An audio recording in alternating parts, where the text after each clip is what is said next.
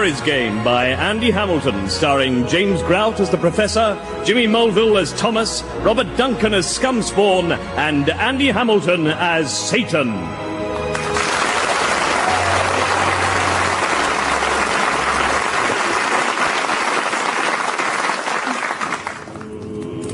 We call upon thee, O Prince of Darkness, O Bringer of Chaos. With the blood of this innocent, we conjure up thy demonic presence. Let us feast upon thy glory. Great Satan, we summon thee. Great Satan, we summon thee. Great Satan, we summon thee.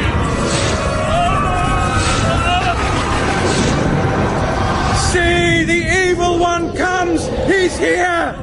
Behold his burning eyes, his mighty wings. Oh, speak to us, great Prince of Hell. Speak, and we shall obey.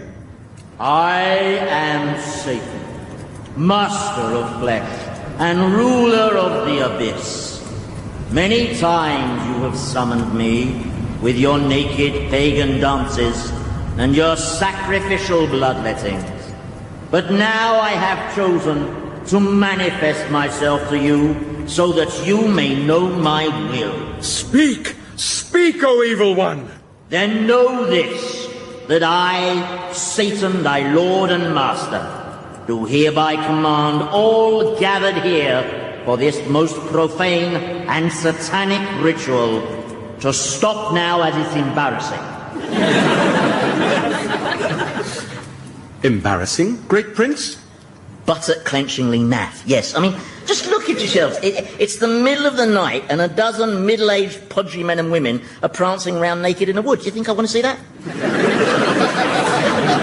We only seek to please you, Master. Yes, well, if you seek to please me, you could all go on a diet, for starters. And take off that big ram's head. What's that for? I am sacrificial high priest. Oh, right. Thought you were a mascot. Oh, for what it's worth, next time you're sacrificing a living animal to the forces of darkness, don't use a tortoise. All right, it's not very practical, and it looks like you're taking the piss, all right? I mean, technically speaking, the victim's supposed to be something symbolically pure, like a virgin. Oh, be fair, this is Essex. All put your togs back on and don't ever show me up like this again. But you cannot spurn us like this. We are your followers. For years I know who you are. Every one of you. You, High Priest, your name's Derek. You're a 45-year-old dental technician who wears Tyrolean trousers and lives with his mum. You're Sandra. You work in human resources at IKEA. You eat a lot of chocolate and you overuse the word basically. Next to you is Graham. He's in the TA. He jogs while using hand weights, and he has his own personal website which no one ever visits. And so on and so forth. Every Saturday night, you all strip off in these woods where you wobble around alarming the local wildlife. But we do that for you. We are worshippers of evil. No, you're not. You're just a bunch of sad suburbanites who are too ugly to go wife-swapping. Now, go on. You're making prats of yourselves. Go on. Well, of all the ingratitude. Yes, absolutely. Yeah, especially you. You're the biggest. Stark naked, daubed with tortoise blood, and clutching a wicker phallus. You're a tabloid journalist's wet dream. Come on, let's go. He's not really worth worshipping anyway. No, he's a lot smaller than I'd imagined as well. That voice, he sounds like Anthony Newley. Yeah, well, I don't want your worship, okay? I don't need the approval of others, especially mortals from Chingford. Now, clear off, go on, a lot of you. All right, we're going as fast as we possibly can go. Oh, I don't think so.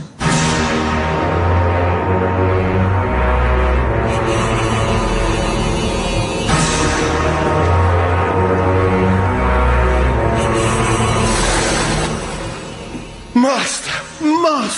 Oh, I am thrilled to have you back. What news from the world of men?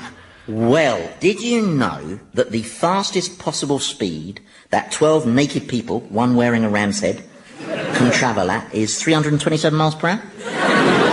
Is that right? Yeah, of course they have to be spun through the air by a tornado. A tornado? Yeah. First one in the history of Chingford. Very freakish weather. Suzanne Charlton's blaming it on El Nino.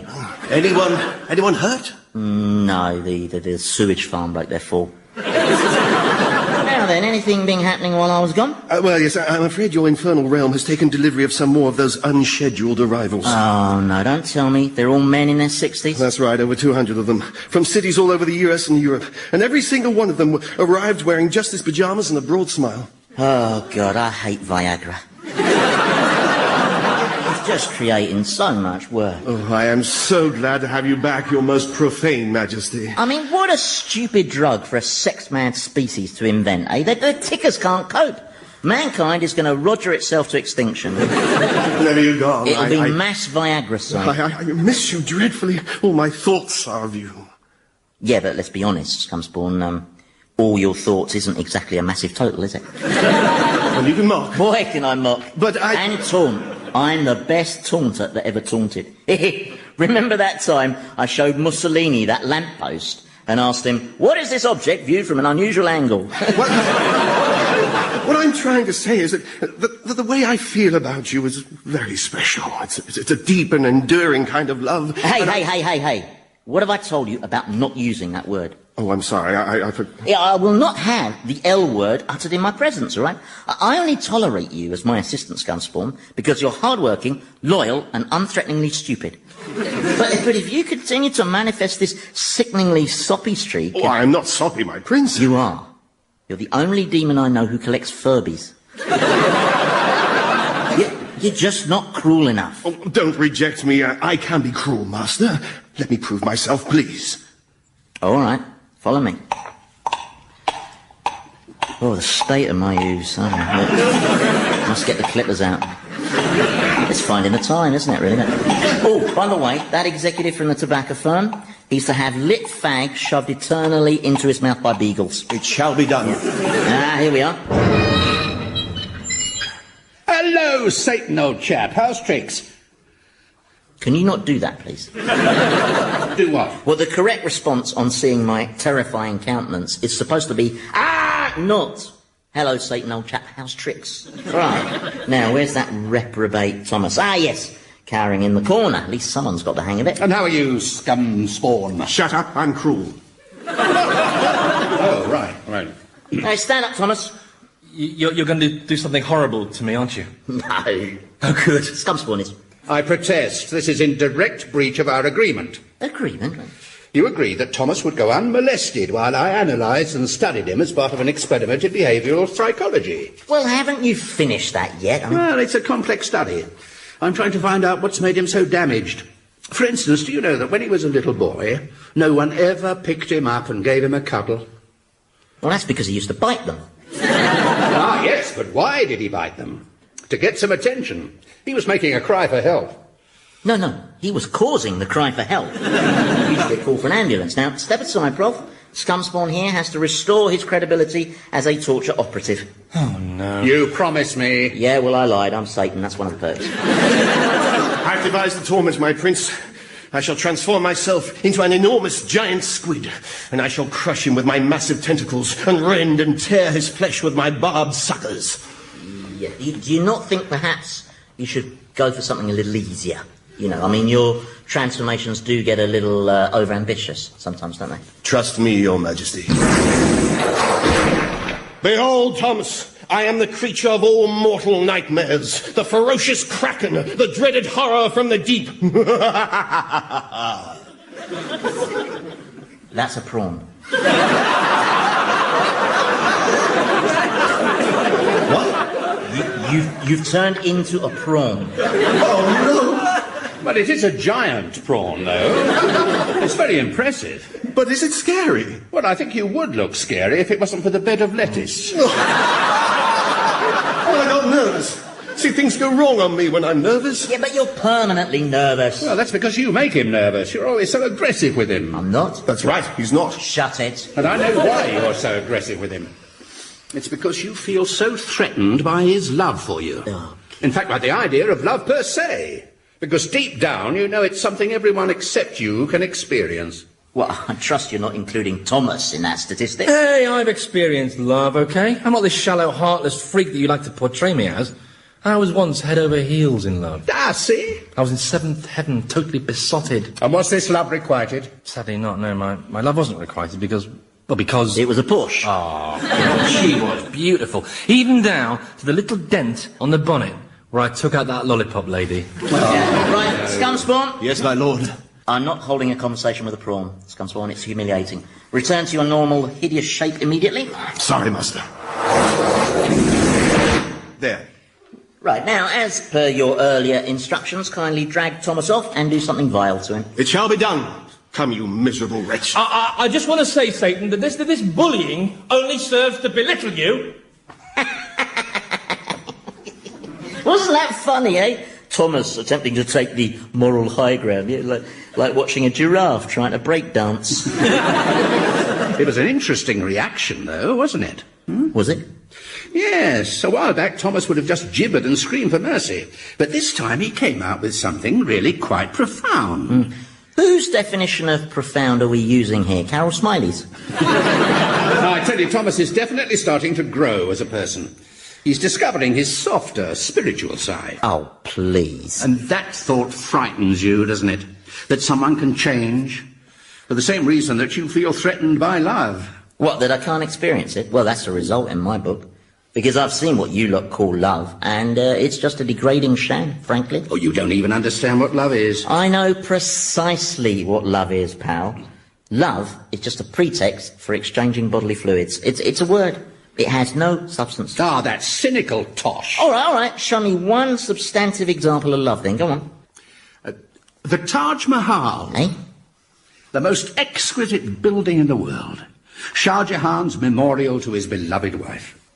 It was built as a lasting monument to their love. It was built as a tax dodge. What's the matter with you? It was either that or get clobbered for death duties. I tell you, all acts of love are just selfishness in disguise. No, you're wrong again, you see, because true love is about regarding the other person's happiness and needs as being as important as your own. Well, you're just being silly now. And it's true. I mean, look at me and Deborah. I love her, I always will, but I don't want her to spend the rest of her life moping over me. I mean, that'd be... Flattering? No, awful. Oh, right.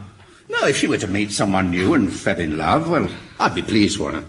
In fact, I'd be delighted. Oh, right. Well, it's just as well, really. Sorry? Well, she has met someone new. Has she? Yes. So you must be delighted. Oh, no, yes. Yeah, I've seen her out and about with them a few times when I've been sowing mischief. Yeah, they always look very happy together. All right. What sort of things have you seen them doing together, then? I've seen them in restaurants. And what sort of things do they talk about? Yeah, they don't seem to talk that much, actually. Oh, right. Just snog. Lots of face-eating and tongue hockey, you know. Oh, I know your game. What? All this lurid detail, you're just trying to wind me up. I am not. You are. Listen, if I was trying to wind you up, I'd have mentioned the wedding, wouldn't I? The wedding? Yes. You mean they're getting married? In St. Peter's Church, Chingford. Yes, it's a conventional, bog-standard wedding, you know, white dress, choir boys, irritating photographer. Well, that's terrific. Isn't it just? Yes. I'm very pleased for her. She's got to get on with her life. Quite right, yes. Yes. So you don't want to know what he's like, then? No, it's her choice. That's fine by me. Oh, right. Only I could whiz you up to the living world so that you can check him out if you like. Oh, no. It's her life. That's the end of story. End of story? Absolutely. Do I sound like Anthony Newley? Only this woman I said I did, but he's both there. Whereas my voice is more... Well, it's like this, my voice, isn't it? I mean, it's nasal, yes, I grant you. But that's God's fault for not giving me wider passages. See, he deliberately shortchanged me in the nasal plumbing department. Perhaps I should just check Deborah's fiancé out. You know, I mean, purely for her protection. Just in case there's a problem or whatever. I think that's that's the responsible thing to do, you know. Be responsible. My approach, exactly. Really? Oh, yes. Wherever there's a problem, then invariably I'm responsible.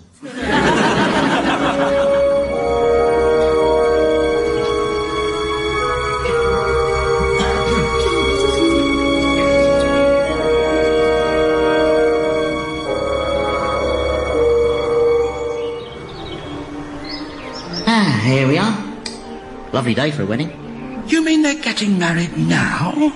You didn't mention that. Oh, yeah, service starts in about 15 minutes. Good turnout, isn't it, yeah? Quite a few of your relatives here, I suppose. Yeah, they can't see us, can they? Well, I think you'd know about it if they could, don't you? Someone they buried 4 years ago turns up at his widow's wedding in the company of the devil. It would probably cause a bit of comment. Yes, of course. Yes. Oh, look, there's Cousin Julian. What, the one in the blue jacket? Yes, he's a computer programmer who... Oh, wait a second, that's my blue jacket. Was your blue jacket? Oh, yes. Well, anyway, he probably asked your Deborah if he could have the jacket as a memento of you. You know, a keepsake. Oh, yes, you're probably right. Sentimental value. Well, it's quite touching, isn't it? Hang on, they're my bloody trousers. And my shoes. Oh, yes, gosh, he's very sentimental, isn't he? Yeah. Nice church, this, yeah. Very pretty gargoyles. I quite fancy the one on the corner. Which one's the groom? The nervous-looking bloke standing in the door of the church. His name's Rory O'Donnell. Oh, yeah. Hey, he's a lot younger than me. Well, you're dead, Prof. Everyone's younger than you. I mean, he's a lot younger than I would be. Mm-hmm. Very good looking, isn't he, eh? Gaelic features, you know, those green, twinkling Irish eyes. Yeah, well, he's very short, though. Well, not for a jockey, he isn't. He's a jockey? Yes, well... Well, yeah, I'm just surprised she chose a jockey, that's all. They're not renowned for the quality of their minds, are they? Well, maybe it's not his mind that she likes, eh? Perhaps he's a good stayer. Oh, really? You know you're very vulgar. Prof, look at me. I've got 2 horns, a red face and a goat's arse. I'm hardly likely to worry about appearing vulgar now, am I? Oh, hello. Cousin Julian's having a chat with him. Let's go earwig. So, Rory, bit nervous? Oh, certainly am. Just hope and pray I can make Deborah half as happy as she was with her first hubby. What was he like?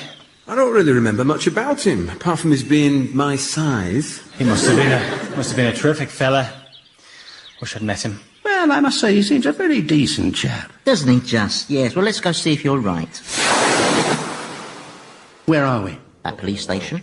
All right. As you know, this is going to be a massive investigation, but as with any major police operation, before it begins, we need to pick a media-friendly name for it. Now, Divisional HQ are worried we've been underperforming in this area. They particularly feel that last month's clampdown to get the prostitutes off the high street, Operation Tart Grab, was something of a PR disaster, as was our investigation into corruption within our plainclothes section. Well, Operation Early Retirement. That was a good name. Yeah, well, I liked it as well. Well, we need to come up with something better for this op. Now then, our objective is to smash this major race-fixing ring. If you just look at this projector screen. Yeah, now this fella is very much the weak link. Bloody hell, but that's... Rory O'Donnell. Crap jockey in his last season. Building up a nice little nest egg by doping some favourites. The man's a crook. Yeah, I like him. Well, it's obvious. It's obvious what has to be done, isn't it? Is it? Yeah, we have to stop the wedding, don't we? Do we? Yes, for Deborah's sake. She's heading for a lot of pain. And the problem is...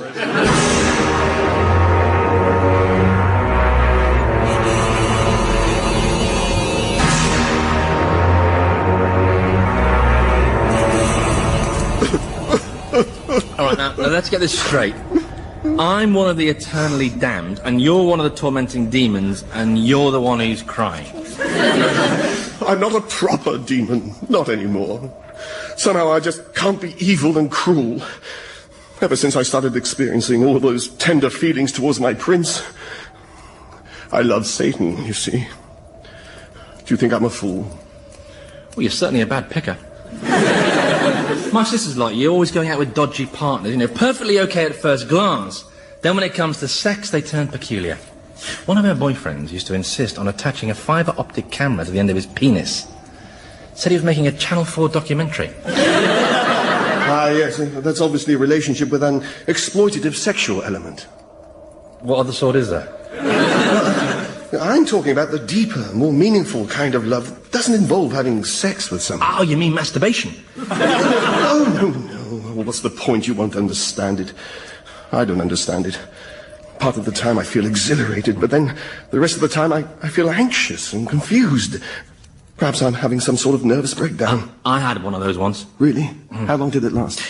Just till the fraud trial was over. What's going to happen to me? No, all right. Don't panic. Listen, you just lost a bit of confidence.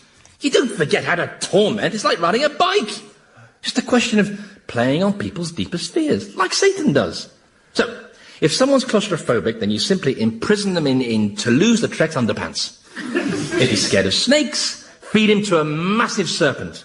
If he's scared of the dark, feed him to a massive serpent. See, it's easy. Is it?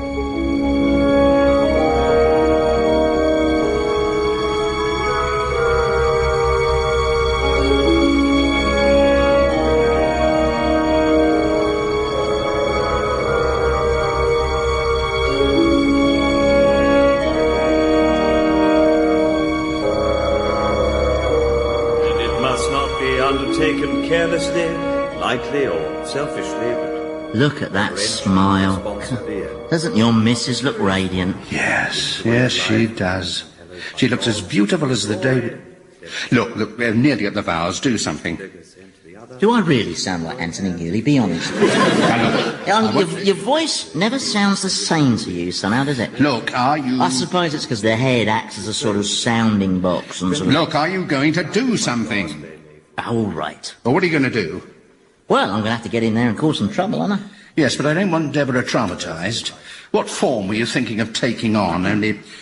Oh, bloody hell, where's he gone? If anyone should know of any just cause or impediment why these two people should not be joined together in holy matrimony, let him speak now or forever hold his peace. I now pronounce you... I know a just impediment. What is the just impediment? You. You're not a fit person to marry them, Vicar, on account of your worshipping the devil. This is lies. You dance around the woods naked, sacrificing tortoises. I've been vicar here for 20 years. You seriously expect my congregation to believe the ridiculous allegations of some total stranger? But she's not a total stranger. She's Gabby Roslin. She's lying, I tell you. Gabby Roslin never lies. I'm just saying to them. Get back, all of you!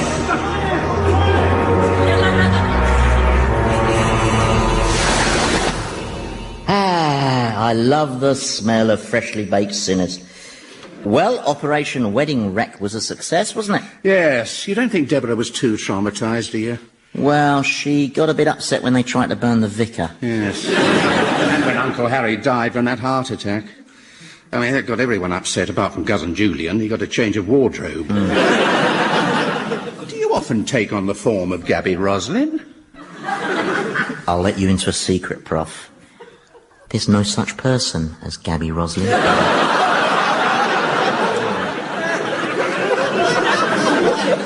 Really? No, she's just a demonic guise I adopt, yeah. You know, I go on holiday programmes and tell everyone that Wales is a nice place to go in the summer. Who's that screaming? Well, I think it's coming from over there, from inside Toulouse-Lautrec's trousers. Scumspawn! Yes, my lord, beacon of my existence, reason... Yeah, I'll take the rest of the grovelling as read, thank you. Who is that in Toulouse-Lautrec's groin area? Oh, he's a claustrophobic. It was Thomas's idea. He's given me a sort of masterclass on cruelty, showing me how to exploit people's darkest fears. Yeah, and where is Thomas? Over there, feeding that chap to that massive serpent. Great news, Scumspawn! This one started to wet himself! Oh, look, Prof, he's discovering his softer spiritual side. Well, I could argue that he's doing this to help Scumspawn. Now he's crapping himself! Oh, this is brilliant! But I don't think I will. Hey, are you having a good time, Thomas? Yeah, it's good fun exploiting the fears of others, isn't it? Yeah. Listen. You can just hear him screaming inside the serpent's tummy. Yeah. Is there anything in particular that scares you, Thomas? Yes, well, I'm quite scared of that look on your face. Why's that? Well, it's the look you always give me just before you turn me into a hemorrhoid. Oh, no. Oh, where have you sent him this time? Well, let's just say he's now an itch in the arse of a phobic who's inside a massive serpent. Now, as for you, scumspawn. Your brief, as I recall, was to prove you could toughen up by tormenting Thomas. Instead, you allowed Thomas to... I was desperate, my liege. Desperate to win your approval, because... I'm sorry, scumspawn, but I have no choice but to subject you to the most severe punishment possible. Of course you do. Eh?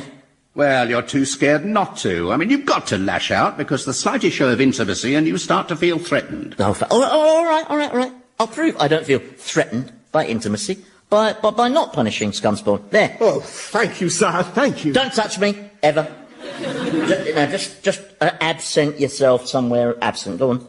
I obey, eternal rule of my heart. It struck a bit of a raw nerve, didn't I? Scumspawn's living proof that there is such a thing as selfless love. Well, I admit that I might have witnessed selfless love earlier when you intervened to save your Deborah from marrying that man. Well, I had to do something. Yeah, absolutely. The chap was a scoundrel, and she obviously had no idea. Well, that's right. Yeah, I mean, if she had known what he was really like, she would never have agreed to marry him, would she? No. No. Of course, we'll never find out now, will we? What? Well, she'll never get to make that choice for herself, will she? You know, you made it for her, didn't you? By getting me to sabotage the wedding. Yes, because he's a criminal. Absolutely. Well, assuming the police have got the right man, of course, which must happen occasionally, I suppose. I mean, maybe we should have double-checked the facts, but there wasn't really time, was there? You were just so keen to get back and stop that wedding. I know what you're implying. You're saying that I'm some sort of self-righteous old fraud who couldn't resist interfering because he couldn't bear to think of his darling wife in the arms of a toy boy Irish half-pint. Oh, now, Prof. Don't feel threatened. You think you've proved my love's just selfishness in disguise, don't you? Well, do you know what I think? You know, I think that, I think you do sound like bloody Anthony Newley.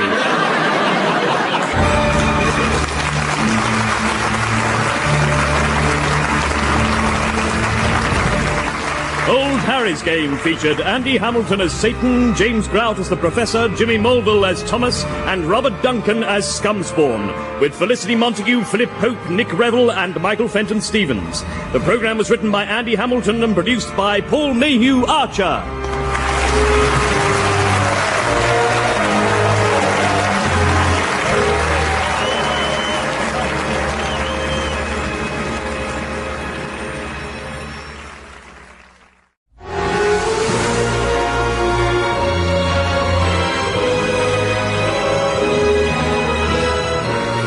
Harry's Game by Andy Hamilton, starring James Grout as the Professor, Jimmy Mulville as Thomas, Robert Duncan as Scumspawn, and Andy Hamilton as Satan.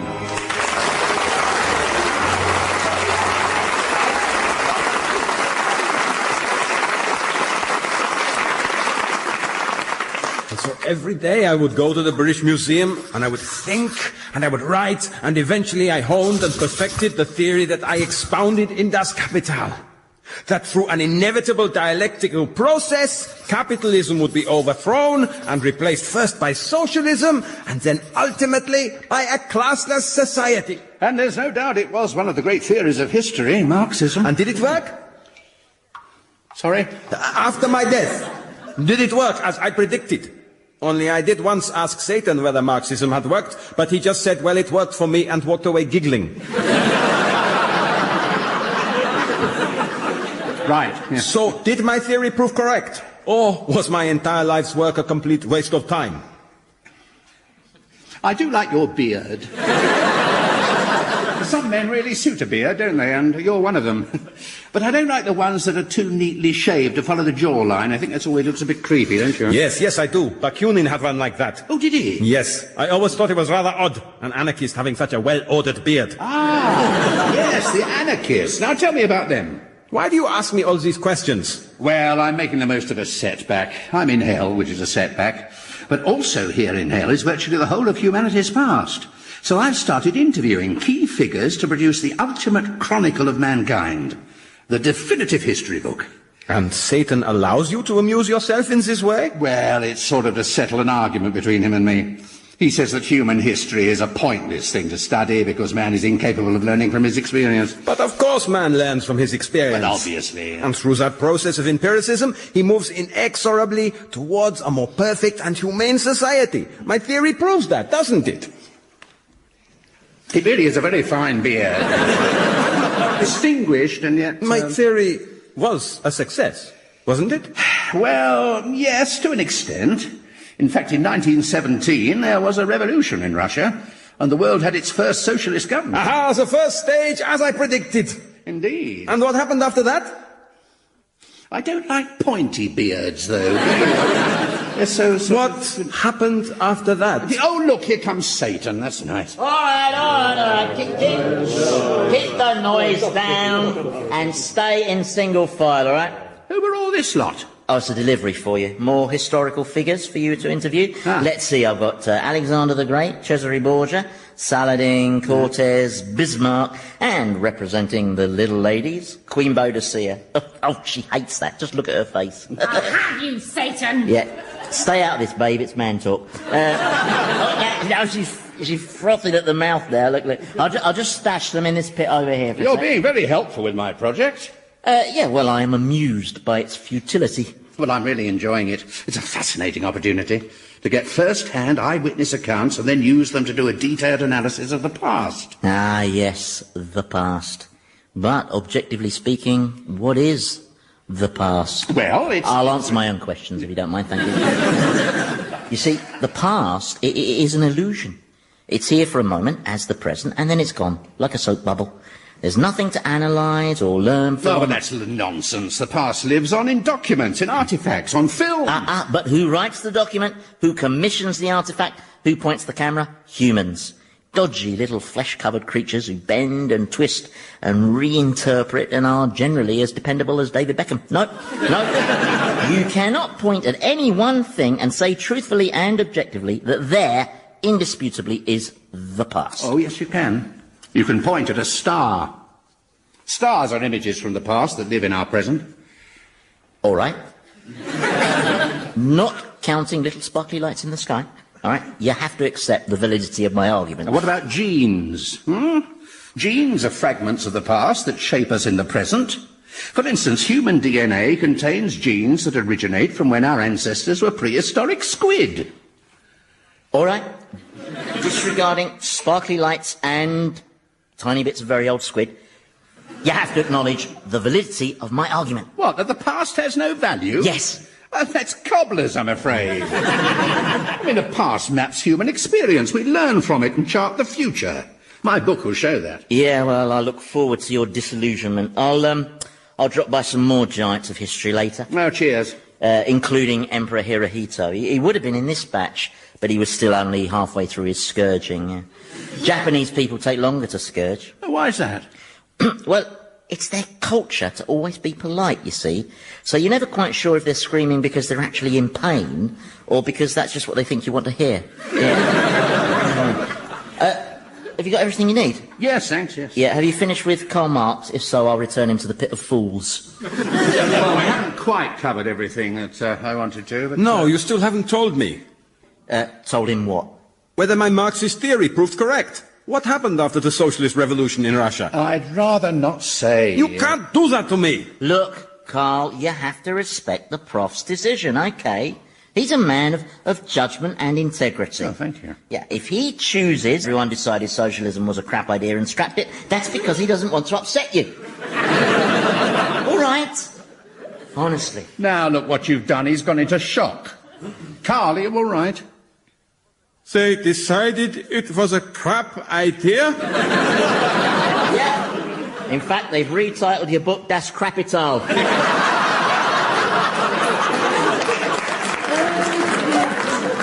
I don't understand. Of course you don't. That was a joke and you're a German. But basically, Karl, baby, your theory is kaput. So, you're saying socialism's... discredited, abolished. They haven't abolished socialism in China.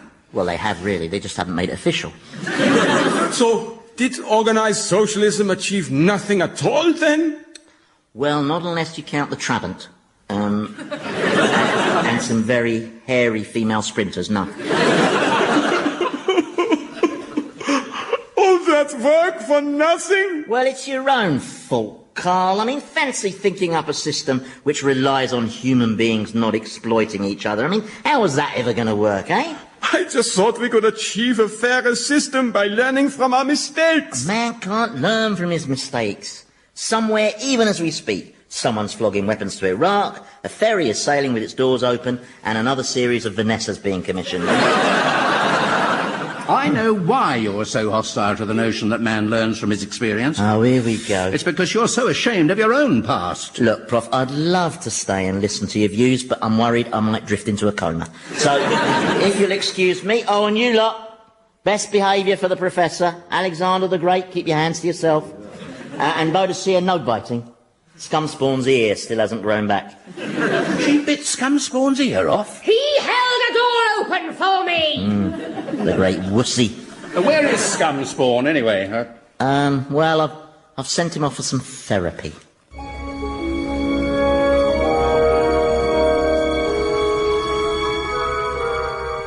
Therapy?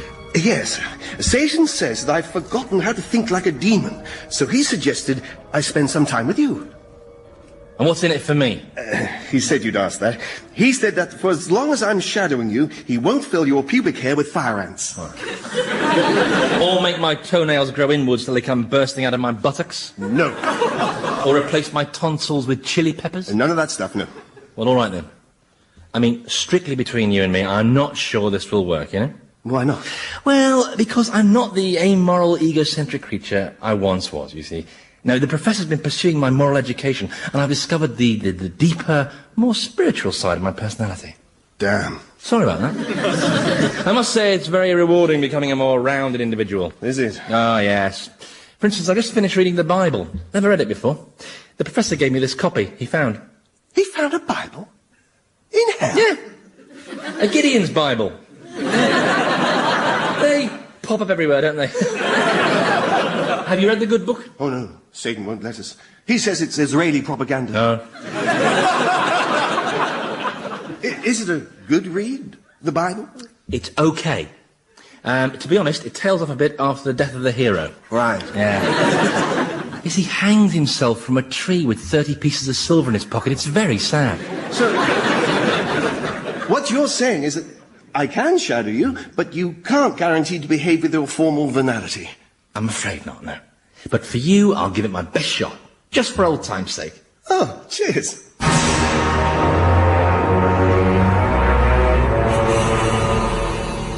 And then under my leadership, my people enjoyed 29 years of idyllic harmony. Yes. That's not quite what happened, though, is it, Comrade Stalin? I'm sorry? Well, what really happened was that you murdered millions of your own people. Says who?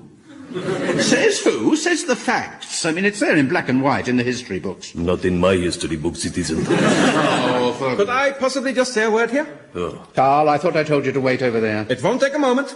Do you recognize me, comrade? Well, your face rings a bit of a bell. I'm Karl Marx. Karl Marx. Karl Marx. No, don't tell me... You totally discredited Marxism! Have you no compunction for the misery you caused? Have you any idea how cold it was in that studying museum library? I froze my ass off for years working on that theory. All right, Carl, now. All that time! Come on. Wasted! I could have been dating women! Taking nice holidays! I could have learned to play the saxophone! People always say that. Well, I could! Oh, shut your trap, fuzzy face. All right! No. Leave him, Carl. It's not worth it. Yo, Prof, how's the research going? Well, we've hit some ideological differences. Oh, yeah. My money's on Karl Marx. Theorists have more suppressed rage in them, you know. Come over here, because they'll be fighting for ages, yeah? Now, Professor, I have got another very interesting selection of historical subjects for you. Oh, yes? Yeah, chosen purely at random. I've got Attila the Hun, Caligula, Emperor Bokassa, Pol Pot, Jack the Ripper. Yes, a bit of a theme seems to be developing, doesn't it? A theme? Yeah, I know what you're up to. You're trying to skew my history towards your point of view by bringing me the most evil examples of humanity you can find. Men who've contributed nothing whatsoever. Well, that's not fair. I mean, take Attila there now. He's a dwarf. Who led his hordes across Europe, massacring millions of innocent people. Ah, yes. But in so doing, he completely changed the public's perception of what disabled people can achieve. Yeah, you see. And then there's Caligula. Yeah, a psychopathic tyrant. But a great after-dinner speaker. He has got some wonderful anecdotes. I tell you, he does the voices and everything. He's brilliant. Oh, just admit it. You're trying to nobble my book. Why would I bother to do that? Because if I successfully write up man's story as one of progress and hope, then it will just underline the bleak nihilism of your own existence. And that thought terrifies you. I'm the Prince of Darkness, Prof. The only things that terrify me are the wrath of God and motorcycle couriers. All right, I'm certainly not scared of some silly little book. Well, prove it. Let me choose the interviewees. Oh, all right, who do you want to do next, then? Thomas Jefferson, assuming he's down here. Well, of course he's down here. He's a politician. What do you want to interview him about? Well, I think he could make some interesting contributions to my first chapter. It's going to be about idealism. Good idea. Start with something funny. Get the reader hooked, yeah. Like Karl Marx, Jefferson witnessed that extraordinary process where an ideal spawns a new political system. Are you sure you wouldn't rather talk to Caligula? He got this very funny story about how he disemboweled his sister and ate her baby. That's right, isn't it? Actually, it was her unborn baby. well, there you go. Even funnier. I want Jefferson. Oh, you're no fun anymore. Do you know that?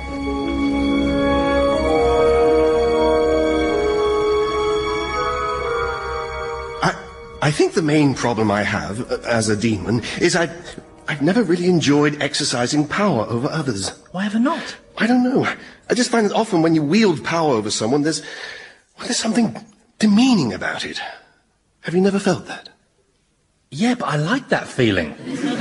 I've always enjoyed power. When I was alive, every morning I used to assemble my staff, illustrate my power by sacking someone, then sit back and savour the sweet smell of fear wafting out of their trousers.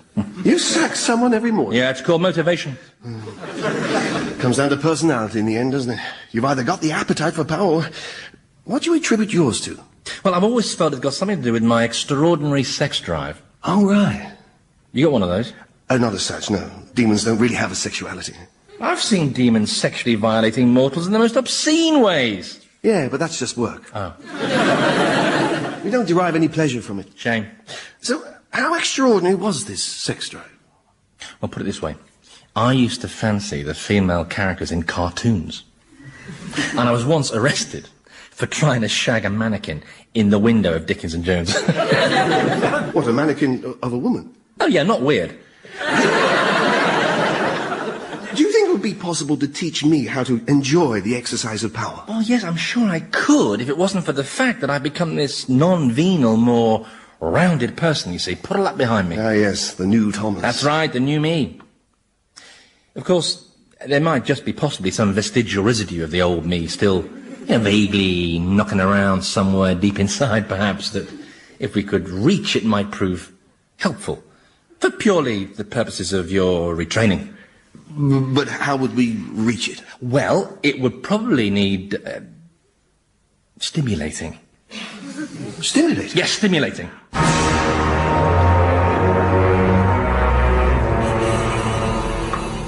And the funny thing was, as I started to write out the Declaration of Independence, I ran out of ink halfway through the sentence, "We hold these truths to be self-evident, that all men are born equal." I had to send my slave out to get some more. Oh, how terribly amusing. Yeah, but once I had penned that clarion call to abjure the rank contagion of heinous absolutism, I knew we had given birth to a dream. And that dream grew into America, most dynamic, powerful nation on earth. A shining beacon to the world, no doubt. I wish I could see it. Ah, now, I can arrange that. Where have you brought us? I know this room. This is the White House. Mm-hmm, and that man over there is the current president of the United States, William Jefferson Clinton. Jefferson? No. Oh, well, I can see from his furrowed brow that he's discussing weighty matters of state. Obviously, Mr. President, the interview will range widely across major topics, the Middle East, Kosovo, and, of course, on the most sensitive conflict of all, it's very important that once again you get your message across. I know, and my prime assertion, the foundation of my whole argument is, as always, my contention that I did touch your breasts, but with no intent to arouse. What's he talking about? Weighty matters. That's right, Mr. President. Remember, Mr. President, your position is that basically you were merely masturbating and she just happened to get in the way. It was an unfortunate collision. Oh, my God, who are these people? Okay, now what's the other important thing to remember, Mr. President? Every time I lie, I must try not to blink. He is a disgrace to the presidency.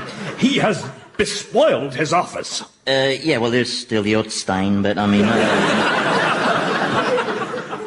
All right, Mr. President, let's go back to the bullet points. I did touch her bullet points, but with no intent to arouse. No, not her bullet points, Mr. President, the bullet points for the interview. Oh, I'm sorry, yeah. You mark my words. This scoundrel is living on borrowed time. He'll incur the righteous wrath of the American people once they realize he's a no-good liar. Oh, no, be fair, he's a very good liar. He's had me fooled a couple of times, you know, and I tend to assume the worst in people. Anyway, the people know what he's like, and they don't care. They don't care? No, nobody cares about anything. Oh, hello. All stand for the president. I appreciate all your help. It's an honor, Mr. President. Oh, and by the way, if you're walking past Bloomingdale's, I wonder if you could pop in and do me a favor. Only they got this really cute mannequin in the window.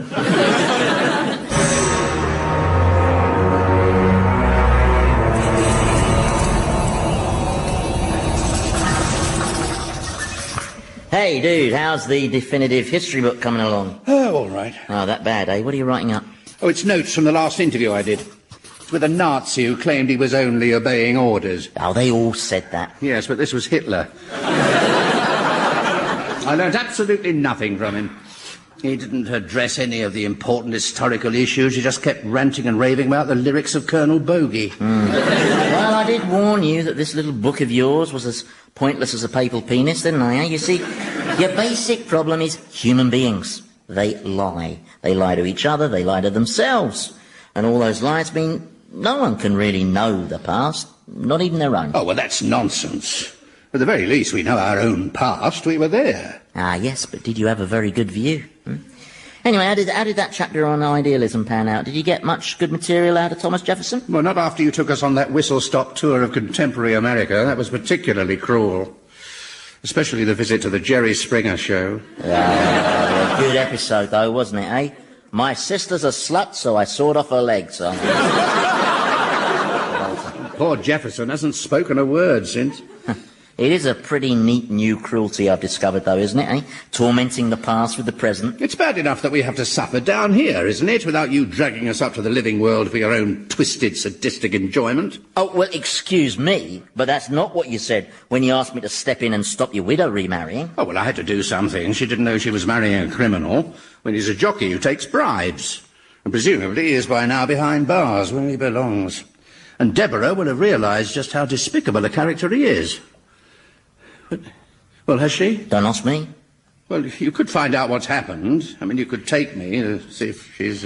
Oh, no, I wouldn't want to drag you up to the living world just for my own twisted, sadistic enjoyment now. No, it's all right. I mean, I don't mind. I mean, this is different. Oh, please take me. Listen, Prof, maybe there are just some things you have to accept that you're not meant to know. Well, I just want to check everything's turned out okay. All right. But this will all end in tears, I'm pleased to say.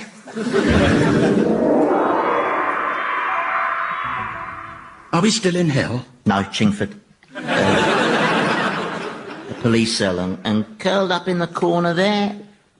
Oh, it's the bent jockey. Yeah. So they've arrested him. Oh, that's brilliant. Yeah. And here comes your Deborah. Visitor for you, O'Donnell. You've got 5 minutes. Deborah.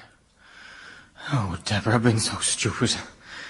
It was my last season racing, and well, my sister Rose is seriously ill in a clinic in Ireland, and it is a good clinic, and I knew with the money and all from the race fixing, I knew there'd be no worries about paying for her to stay there, and I know I should have told you, but I just didn't want to get you involved. Did you know about this ill sister? Yes?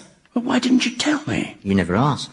So, anyway, Deborah, I'll understand if you never want to see me again. Do you know what I do in difficult situations, Rory?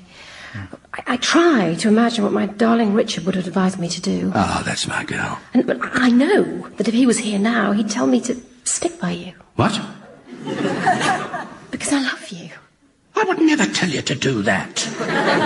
But I just can't abandon you. Yes, you can. Look, tell her, go on. What? I mean, tell her I'm here now, and my advice is to give him the elbow. Why not? I mean, go on. I mean, take some form and get a message to her. I know you could. Look, I really think that perhaps we should go. Well, Deborah, I'm speechless. I don't deserve your love. Shh. Now listen, when my Richard died, I thought I'd never love anyone again, because he was a wonderful man. Oh, bless her. He had a marvellous life. And I loved him very much, loved him deeply. Oh, I know, Deborah. Even though he never really excited me.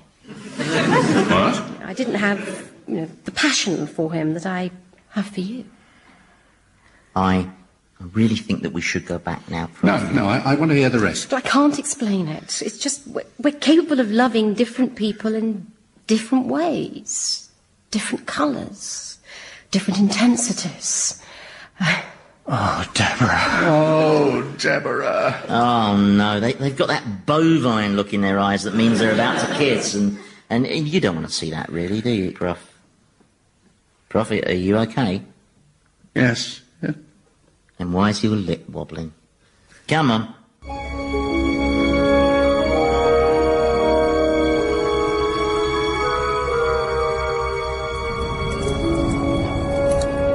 Well, here we are. Back where we belong, eh? What? You think you know someone, don't you? You think you've shared experiences, but you didn't. You just happened to be there at the same time. Listen, Prof, in a nutshell, you're dead, she's not. Okay, so she's moved on to pastures new. I mean, come on. Only swans mate for life. That's why they're so bad-tempered. What? Oh, no. Scumspawn! At your beck and call, my prince. Scumspawn, what is Thomas doing over there? He's helping with my therapy. This is still stage one. We're trying to reawaken the dark, obscene side of Thomas's personality. Oh, I see, of course. So that explains why he's stark bollock naked. Ravishing those nuns, yes. Yeah. I can't leave you for a moment, can I? No sooner my back is turned than you let Thomas pleasure himself. No, he's not getting any pleasure from it yet. No, he's become a fully rounded personality, you see. So he's been ravishing women in the vain hope that he'll rediscover the old enjoyment. That's what he told you? Yes. And you believed him? Yes. And how many women have you provided for him so far? 212. Thomas! Now, this isn't as bad as it looks. Yeah, I must say, actually, I appreciate your already being in the nude, Thomas. It gives me easier access. Now, listen, you can't punish me. I was trying to help Scumspawn. Thomas, this is me you're talking to. You tricked Scumspawn. Well, it's not my fault. I'm damaged. Yes, that's it. The prof will tell you. I've been shaped by my experience. I've got all these genes in me, and they're fragments of the past. Don't talk to me about the past. The past shapes bugger all. We don't know what it is, so we can't learn from it. Correction, we can learn from it, but the only thing we can learn is that it's built around a pack of lies. Satan's right. Even a total dullard like me can see that past experience is a meaningless ragbag of worthless self-delusion. And now, if you'll excuse me, I've got a book to burn. Well, my liege, looks like you won that argument. Yeah, that's what it looks like. Yeah. Can I just take this opportunity to apologise if I've overstepped the mark with the nuns and everything? No, it's all right, Thomas. I understand why you behaved like that. So you're not going to punish me then? No, I said I understand, which is why your testicles just turned into baby crocodiles. Well, my prince, I think you finally crushed the professor's spirit. Do you? Nah, he'll go away and he'll think about this bit of adversity and he'll find some revoltingly humanistic crumb of comfort and he'll come bouncing back all upbeat and positive, and it is so depressing. I just know that's what will happen. How do you know? Well, from past experience.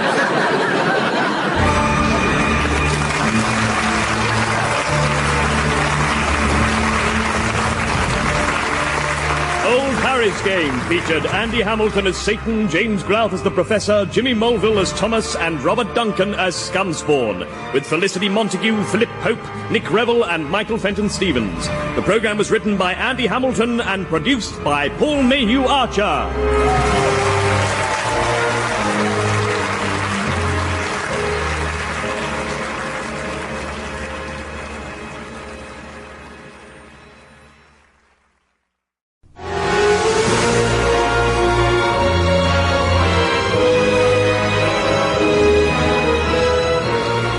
Harry's Game by Andy Hamilton, starring James Grouth as the Professor, Jimmy Mulville as Thomas, Robert Duncan as Scumspawn, and Andy Hamilton as Satan.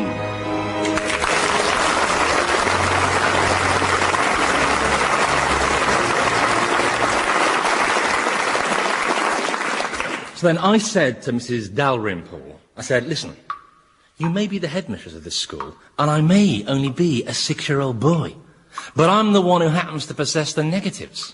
Then I said, I also possess an audio tape of you shouting, "Kiss my nipples, Mr. Perkins, you elbow-patched love juice maker." And you know, funnily enough, all the F's on my school report magically changed themselves into A's. Are you listening? What? Oh, I'm sorry. No. What's the matter with you? Normally you're so cheerful and positive and annoying. Yes, well, recent events have lowered my spirits somewhat. What recent events? Well, Satan took me out to the living world and we eavesdropped on Deborah, my wife. Widow? Yes, my widow. And anyway, she was talking to her boyfriend and she told him how much she had loved me, even though I wasn't very exciting. No, well, it's the niceness thing that makes you so dull, you see. Nice people are boringly unsexy. That's why women are attracted to bastards. Oh, for God's sake. It's a well-known fact. I read it in a magazine. What magazine was that? Bastards Weekly? How do you know about that? It's supposed to be a secret publication.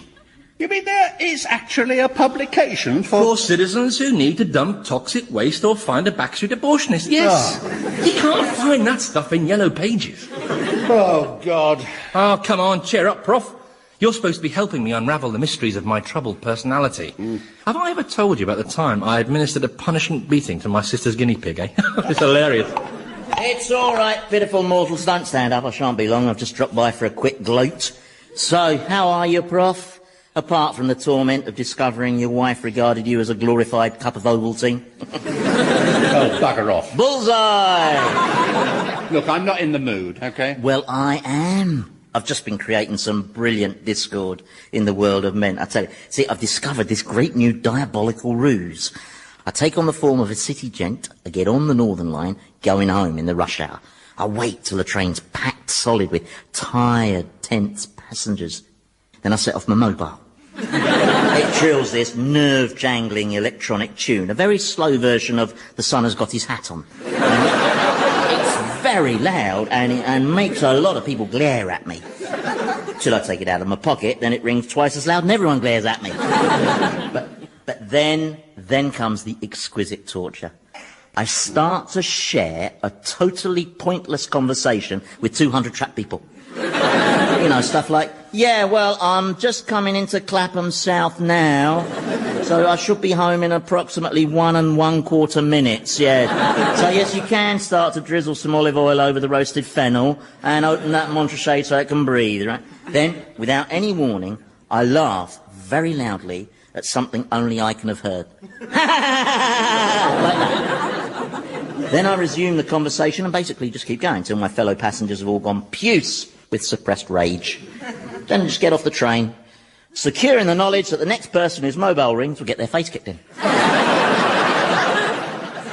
Now that is class. Well, you see, it's basically a question of having a ruthless mental approach. If you've either got it or you haven't. Sire! And here's someone who hasn't. My prince, I need the benefit of your towering intellect. To you, all intellects are towering. What's the problem? Well, you see, this mortal here just checked into the arrivals lounge, but there seems to be some confusion about his occupation. And there is no confusion. My name is Travis Connolly, and I am a professional writer. Who's wearing a McDonald's uniform? I am wearing a McDonald's uniform because I am a writer who sometimes moonlights in the catering industry to supplement my income and research earthy characters. Oh, what sort of thing do you write? Film strips. Well, script. But it's a great script. I pitched it to a studio exec just recently. I told him I saw Tom Hanks and Meg Ryan as the leads. And what did he say? He said, shut up and give me my cheeseburger. But in another studio, Chief Mort Blankenheim III, Jr., I bumped into him when I was cleaning windscreens, and he took a copy of my script away with him. And what was his response? Well, it went kind of quiet, and, then he wouldn't take my calls, and then I got so desperate for some feedback that I went to his house, and, I could see him through the window just sitting watching TV, and I just tapped lightly on the window, and, I guess I must have startled him a bit because he shot me dead. Yes, all right. Well, Scumspawn, I think we have safely established that this one worked in the fast food trade. And as I recall, the designated torment for that is... being trampled into a pink pate by a hormone-fed buffalo. Correct. But I'm a film writer. Whose work has never seen the light of day and never will. Why do you say that? Eh? Well, I mean, Mr. Blankenheim may have killed me, but he never said he didn't like my script. Oh, maybe he loved it. Oh, so I've still got a hope that my movie will get made. Now that is magnificent, isn't it? Even though Travis here is dead, he's still clinging to his hopes. Somehow he just epitomizes mankind. What, you mean he's a moron? I agree. He's very representative. No, he's a wonderful reminder how hope can sustain. Oh, yes, and hope. Yeah. Yes. Do you know what hope is, Prof? Hope is the inability to accept disappointment. Because you lot aren't grown up enough to accept the bleak reality of your situation, you chase after these ludicrous, unattainable dreams. Oh, that's nonsense. It's hope that makes a drowning man struggle or makes an otherwise rational being buy a season ticket for Crystal Palace, I tell you. It's also what kept Mandela going on Robben Island, and what keeps people alive when they're buried in earthquakes or capsized in the Atlantic. That's right. When my parents were trapped at the bottom of that well, it was hope that kept them alive. You see? I mean, that is How did your parents end up in a well? Nobody knows. My money's on a freak gust of wind. I tell you, you fleshlings would have a much easier time if you didn't torment yourselves with this hope thing. If you were more like Scumspawn. More like me, my prince. Yeah, you see, Scumspawn here has no hope of being anything more than a defective, inferior being. But he accepts it. Isn't that right, Scummy? Well, no, it isn't, Your Majesty. What?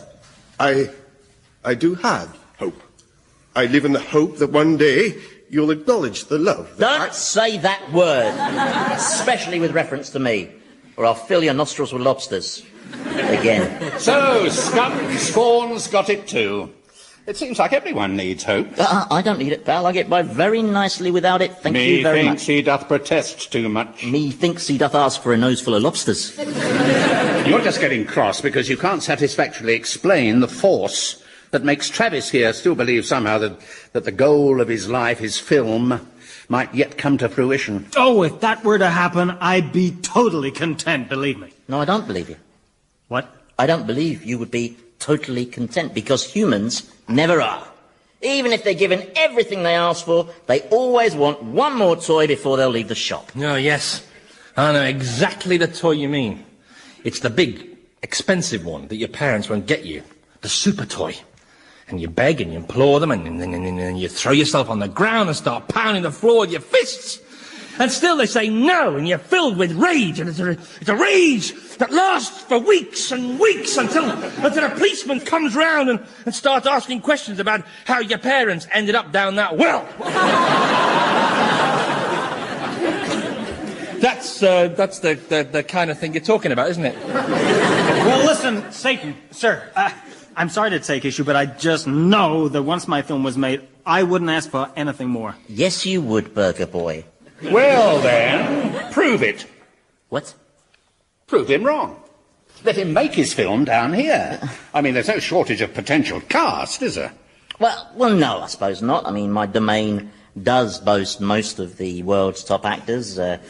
Garrick, Wolfett, Charles Lawton, Richard Burton. Ah, Richard Burton. He's a troublemaker. Keeps trying to drink the Lake of Fire. What about camera equipment? Well, there were some cameras with that film crew who arrived recently. They were killed in studio while filming an advert. They were all eaten by a polar bear. What was the ad for? Lillettes. I think it was quite a lateral sort of concept. Well,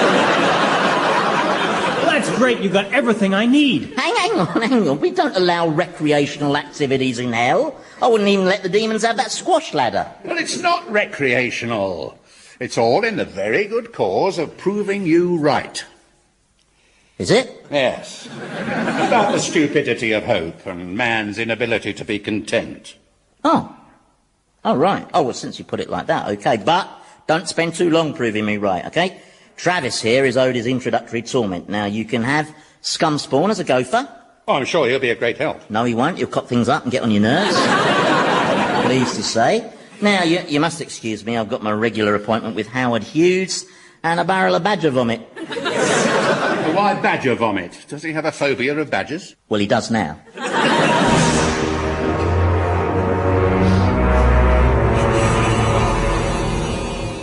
Well, this is exciting. I've always wanted to see the making of a movie, ever since my parents took me to the flicks for the first time. 1941 it was. We saw Bambi. A great movie. You like Bambi? Love it. Especially the comic sequences, you know, like when the mother gets shot. Hey, guys, can you keep the chat down? I'm trying to hold auditions here. I'm sorry. Next. I am Garrick, Colossus of the Shakespearean stage. Uh-huh. Do you have an audition piece? Indeed, it is a soliloquy on the death of Hercules written by that often neglected Elizabethan dramatist, Percival Bartholomew. Never heard of him.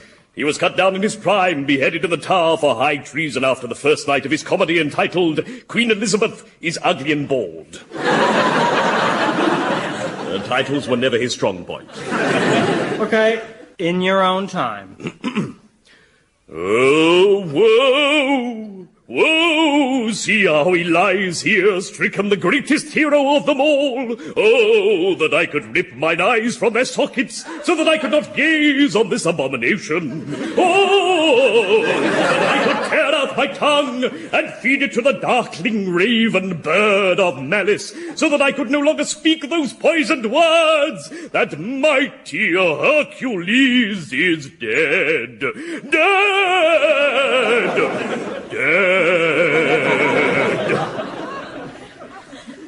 You've not worked a lot on film, have you? What is film? What would you say if I were to offer you a minor role? I'd say I've killed men for less. So you won't do a walk-on? Walk-on, no. Stride-on, yes! Okay, just wait over there. Can I have the next auditionee, please? Have you read this script of Travis's, then? Oh, yes. I mean, it's fundamentally a reworking of the 1940s classic Casablanca, only with a psychopathic mutant alien as the Nazis. Hey, I won't tell you again, guys. Cut the yakking. This actor is waiting to do his audition piece. Oh, I'm sorry. Okay, sir, away you go in your own time.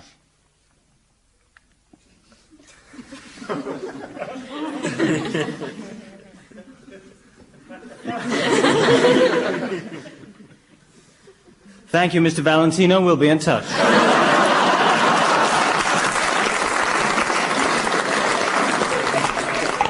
Yo, Prof, how are things in Tinseltown? Has he cast the romantic leads? Humphrey Bogart and Ingrid Bergman. Yeah, I can't wait to meet them. He was so charismatic and she was, so beautiful. But Swedish, still likes a trade, isn't it? Now then. Oh, hello. Here comes Bogey. Who's directing this lousy picture? I am the writer/director. Is there a problem? Yes, the script. It stinks. Stinks like Sidney Greenstreet's armpits. Well, you do surprise me, Mr. Bogart, because my piece is actually an homage to Casablanca. Yeah? Well, Casablanca stank. Especially the ending. They told me they'd use the one where Rick fills Laszlo with lead and then screws the dame there on the runway. I know you, don't I? The name's Satan, Mr. Bogart. We met when I welcomed you into my kingdom. Yes, I remember. The 60-foot-long leech. My homage to the African queen. Great news, movie makers. I found us an experienced cameraman. Albert Claypole, 30 years behind the camera, at your service. Thrilled to meet you, Albert. Now, here is the camera. We're working on 35 mil, and I thought we could kick off by maybe blocking the first scene. No problem. Now, if you can just get a nice close-up for me of Miss Bergman.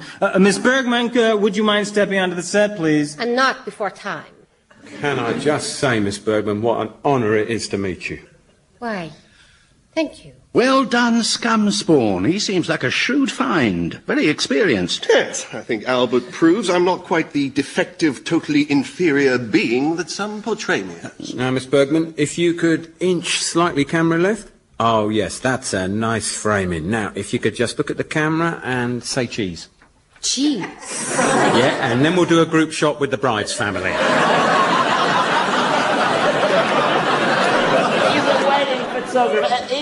Even by your standards, Scumspawn, that is the king of comic cock-ups. I'd best be on me evil way. I'm due at Victoria to possess the spirit of the station announcer. Passengers are advised when leaving the train not to look down as there is absolutely no gap.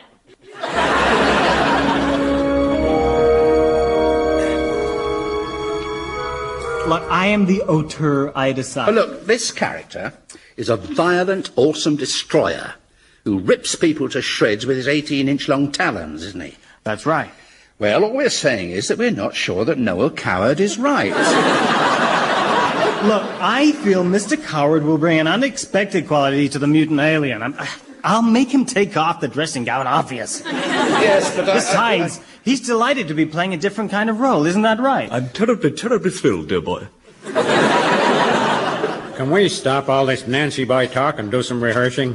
Sorry, Mr. Bogart. Yes, of course. Now, this is the climax to the big love scene with Miss Bergman here. Now, what do you do? I know how to do a love scene, pal. I grab the dame hard by the shoulders, like this, and I say, stop fighting this, sister, it's bigger than both of us. And she gets emotional and all hysterical, till I have to slap her around to calm her down.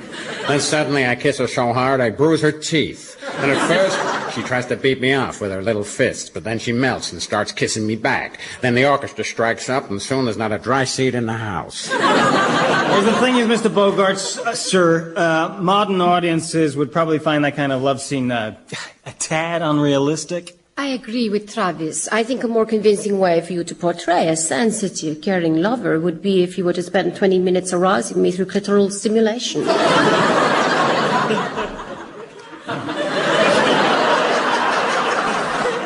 Well, it was just an idea. I'm not wasting time on some dame's undercarriage.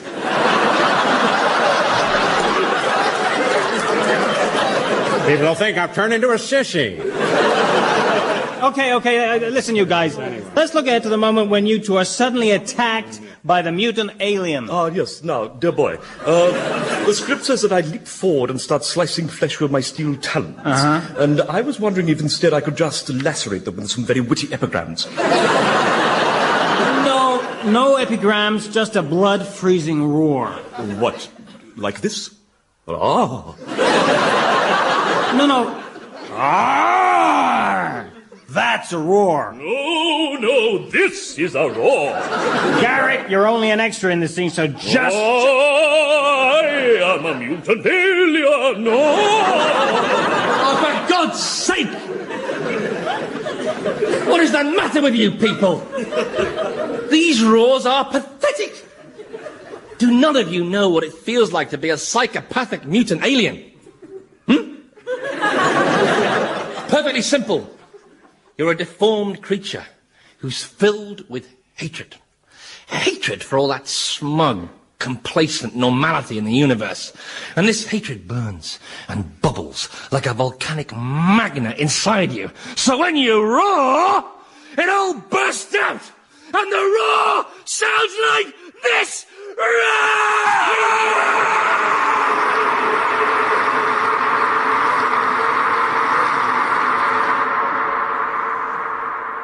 That's better. I feel strangely relaxed now. What the bloody heck was that? That was Thomas letting rip a lifetime's worth of hatred.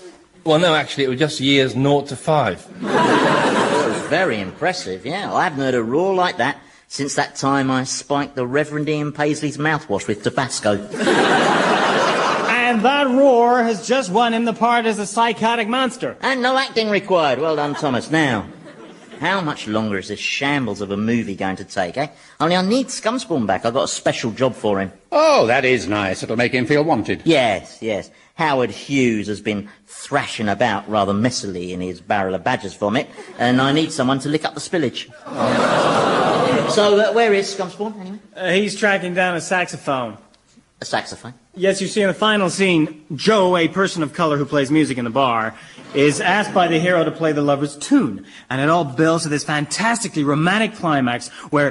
Stop right there. Oh, right. You mean you don't want me to tell you the ending? No, I mean, stop right there. You're boring me, Richard. Look, if you haven't got something constructive to contribute, then just leave us alone. Ooh, get her, yeah. Tell me, Prof, have you been enjoying seeing these Hollywood legends close up? Well, yes, I have, actually. It's been fascinating. Good, good. It's probably been taking your mind off the revelation that your wife found you as exciting as a Formica work surface. Yes. Yes, because the last thing you want is to be constantly reminded that your marriage was something of a sham. That would really depress you, wouldn't it? If someone kept reminding you of that again and again, you know. Listen, can we cut the cackle and get this picture finished? Yes, actually, I kind of wanted to have a talk about that. About what? About when this picture's finished. I'd be... Totally content, remember? Yes, I know. Well, it seems a shame no one will see it. I'd be grateful if we could arrange a small screening. He wants a screening now, Prof. See, what did I tell you? Never, ever happy. All right, then. You can have your screening. Yes, why not? Where's the harm? Oh, there'll be plenty of that.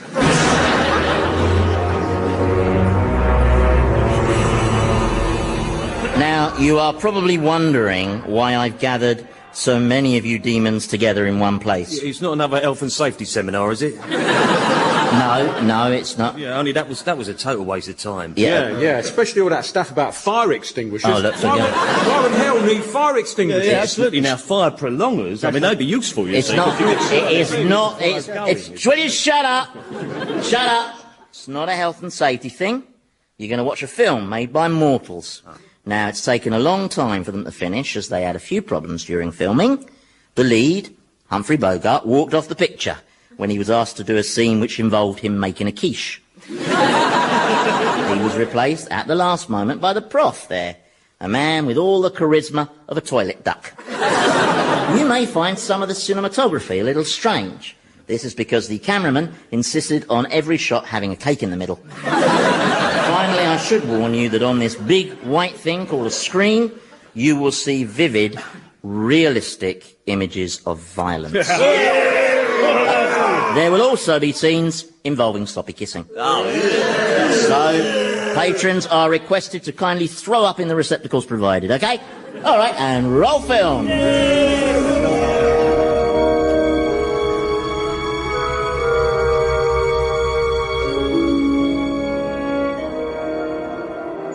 Hold me, my darling. You know I'll always love you. Oh, bloody hell. Till the stars fall from the sky. Dear, oh dear. Till the end of time. Oh, here come the tears. Feel free to jeer, guys. Guys? Shh. Who shushed me then? Satan will not be shushed, all right? And I will always love you, my darling. But we must go on different journeys, you and I. Right, that does it. I can hear a demon blubbing. Is it you? No, I've just got some dust in my eyes. Remember me as I am now, as I remember you. And no matter what new worlds we are destined to explore, in our hearts, this moment will live forever. Oh, I can't take much more of this. Joe, I'm here. play our tune, Joe. Whoa.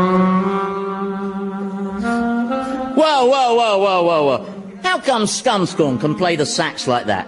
Oh, I get it. It's dubbed on, right? No, he played live. He just picked up the sax for the first time, and a few minutes later he was playing like this. He's got an amazing talent. What, Scumspawn? Talented? No. That's just, well, it's not possible. Scumspawn ends his sax solo in a second. Good. And then starts playing the piano. Oh, brilliantly. Right, stop the film, that's it. It's all over. No, I'm not having it. No. I take it you can't play the piano, hmm? Of course I can, I just choose not to.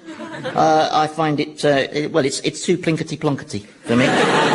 Anyway, thank God we don't have to sit through any more of that trite fest, eh, lads? Well, we thought it was terrific. Yeah. Well, thank you kindly. Especially the mutant alien. Yeah. Oh, you were so scary. Really? Well, cheers. Right, the next demon I see asking Thomas for his autograph gets their ass turned to cinders, is that clear? Now back to your post, a lot of you. Go on, you let me down very badly.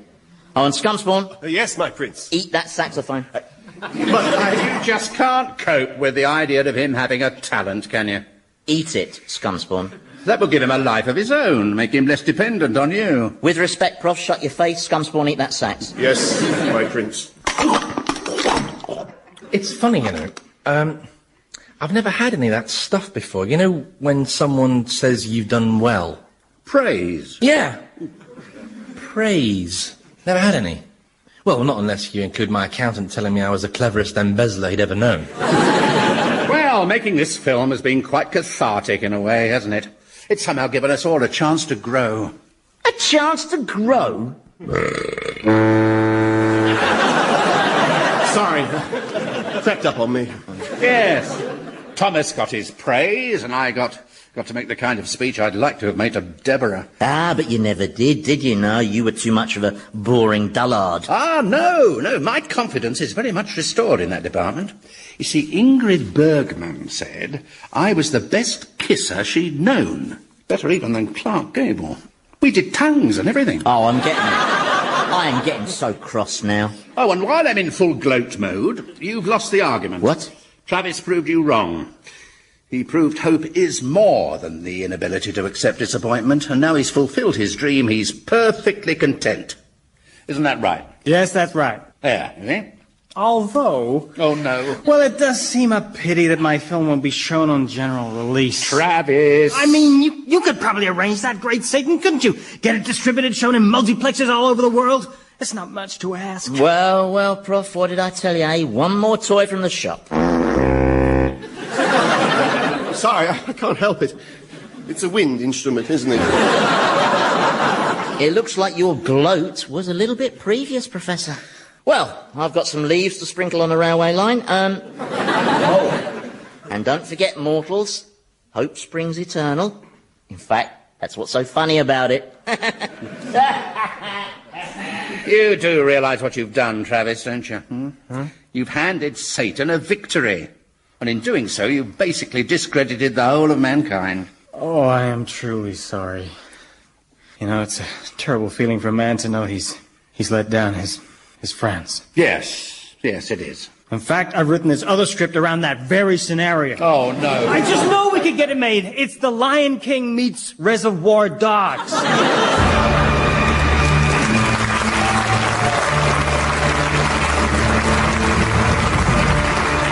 Old Harry's Game featured Andy Hamilton as Satan, James Grout as the Professor, Jimmy Mulville as Thomas, and Robert Duncan as Scumspawn, with Felicity Montague, Philip Pope, Nick Revel, and Michael Fenton Stevens. The programme was written by Andy Hamilton and produced by Paul Mayhew Archer.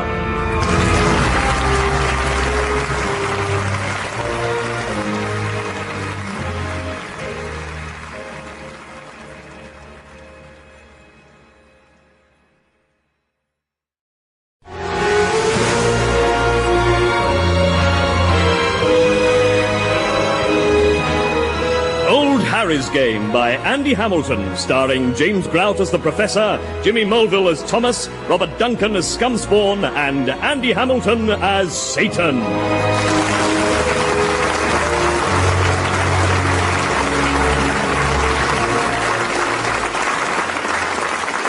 And you see, Thomas, an individual's consciousness develops through various stages. We start out as fetuses in an environment that is geared exclusively to our well-being. And then we're born, and soon we start to realise we're just a part of a huge, complicated world. Right. For a while, we resist. As toddlers, we fight to impose our will on this new environment, to enslave the world and make it work entirely for our benefit. So, what's the next stage? Trick question. There is no next stage. Well, there is, actually. It's where you begin to interact with society and acknowledge that other people have needs as well. That's the next stage. All right. But it's not compulsory, is it? Clearly not. But without going through this stage, an individual remains trapped in the mentality of a toddler. He doesn't develop emotionally beyond a pattern of infantile behaviour that is, can you not flick bogies at me while I'm talking to you, please? Greetings, mortals. Professor, there's some post for you. Oh, is there? Of course not. This is hell, you fool. Still,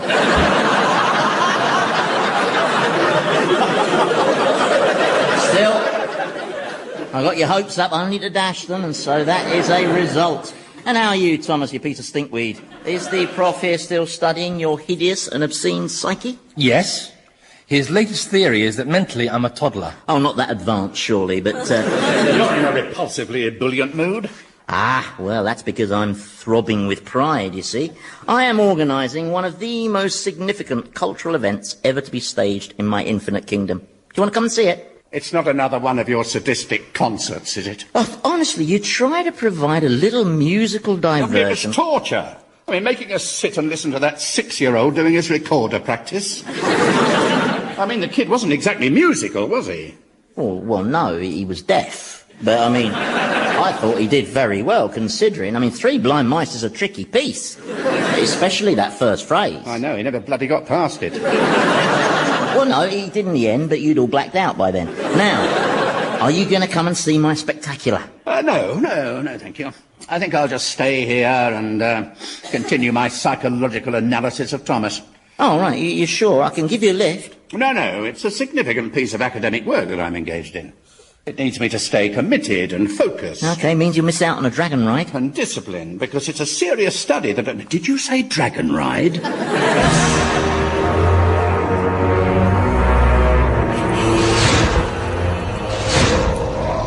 OK, just put us down here gently, boy. Whoa, oh, that's... No, not nice landing. OK, boy, thank you. That'll be all. Bye. So, Prof, did you enjoy your first ever flight on a dragon? Well, it was a bit on the turbulent side, especially when he started looping the loop. I didn't enjoy that. No, I guess that from the vomiting. So, Prof, that's what I bored you to see over there, isn't it magnificent? What is it? Well, it's a dome, isn't it? You know, a millennium dome, like the one in Greenwich, only this is my celebration. Oh, I see. Yeah, I mean, obviously, my dome differs from the official Millennium Dome in some regards. For a start, my dome is in the shape of a dome.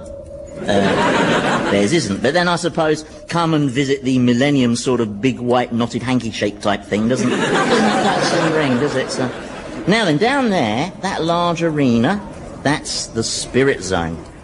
My God, there must be 20,000 people there. Oh, yeah. And all the religions are represented in the Spirit Zone, apart from Scientology, which I put over there in the total bollocks zone. And what happens in this Spirit Zone? A fantastic pageant. You see, at regular intervals, a bell rings, and all the Christians attack the Jews. Then the Jews attack the Muslims attack the Hindus attack the Muslims back, then they both attack the Christians attack each other, then the Muslims split, the Sunnis attack the Shiites, then the Orthodox Jews attack the progressives, until you end up with a kind of blood-soaked chaos that can only be caused by organised religion. And then just when you think it couldn't get any more entertaining, another bell sounds, and they all stop fighting each other, put aside their differences, and beat the crap out of the Buddhists.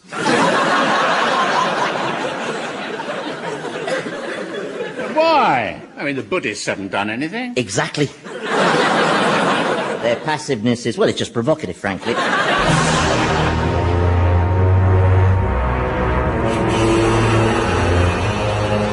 Professor?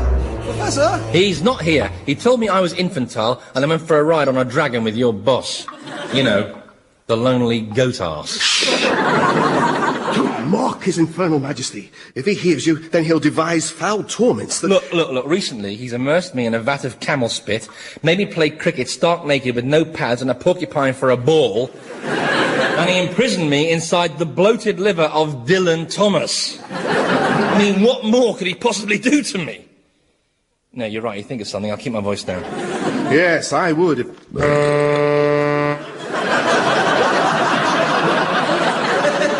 What was that? Oh, it's that saxophone Satan made me eat. Keeps repeating on me. He was so angry, wasn't he, eh? When he discovered you had a talent for playing the sax. Yes, he was. I've never seen magma coming out of his ears before.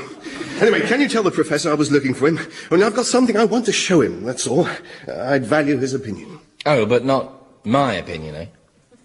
What? Or presumably my opinion will be too infantile, not grown up enough. Look, I just didn't think there was something you'd be interested in, that's all. It's an artistic opinion I'm after, and you've never expressed any interest in art. Hey, listen, Buster, when I was alive, I acquired £2.5 million worth of art, worked by all the great masters. Really? Which ones did you buy? Well, I don't know. You pay someone to do that for you, don't you? I seem to remember there was a rather priceless Canaletto, insured for millions, but tragically, it got destroyed in a fire. Oh, what a shame. Well, how did the fire start? Well, I don't know. You pay someone to do that for you, don't you? So, what is it you want the opinion on?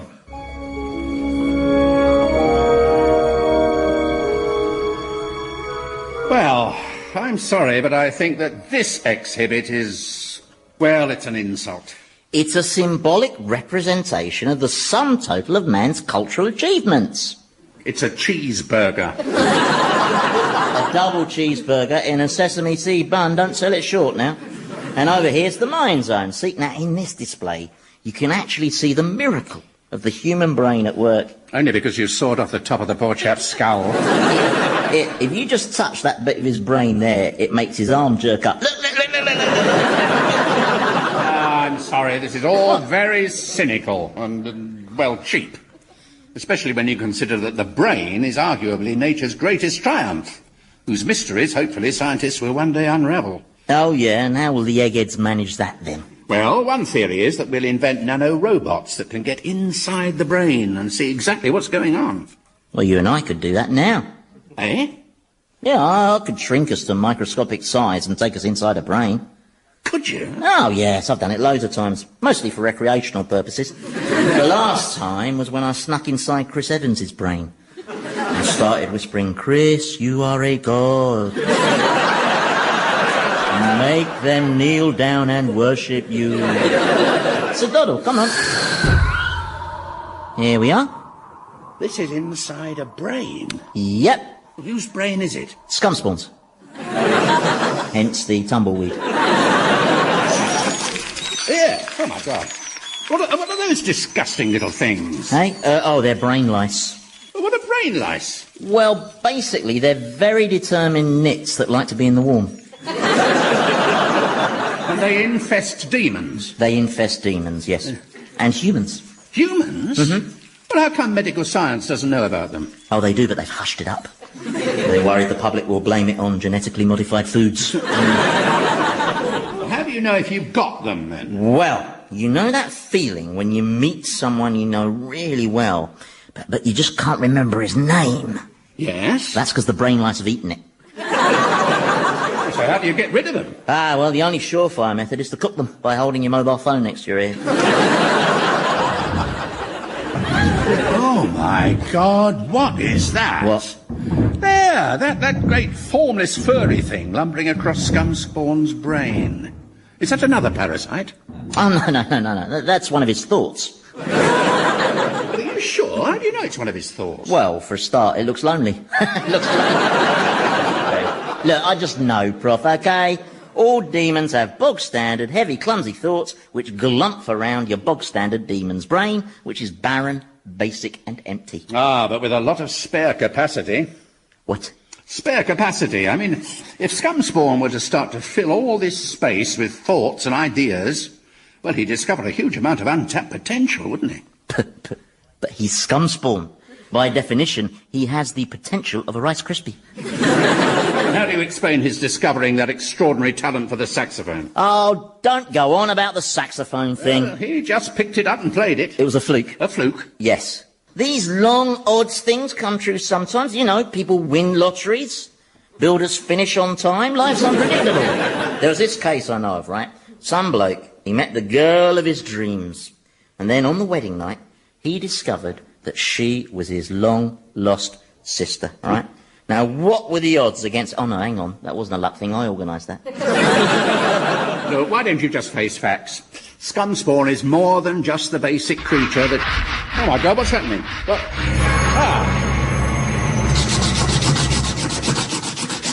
Why are you scraping your head against the wall? I've got this funny tickling feeling deep inside my head. Seems to have stopped. So, you're saying you painted this picture? Yes. What do you think? It's brilliant. Brilliant? Hmm? Oh, right. It's a portrait of Satan. I can see that. You've really captured his colouring, that horrible green. Yeah, well, I achieved that colour by blending lots of different shades of snot, which also gives it that dimpled texture of mucousy gunkiness. Yes, all right, don't destroy the mystique. I'm particularly pleased with the eyes. Oh, yes, you've got exactly the right shade of paranoid orange. But I also think I've managed to get the inner sadness that's always there. Inner sadness? Yes, you must have noticed it. No, I find it hard to get past the sadistic gleam, really. Hello, that's odd. What is? Well, I've got a funny tickling inside my head now. Oh, look out! Mind that! What's happening? Okay. Watch your back. So, this is Thomas's brain. That's right. This is the section that receives messages from his nervous system. Yes. His nervous system does seem particularly nervous. Yep, jumpier than a lavatory attendant who's just seen George Michael walking.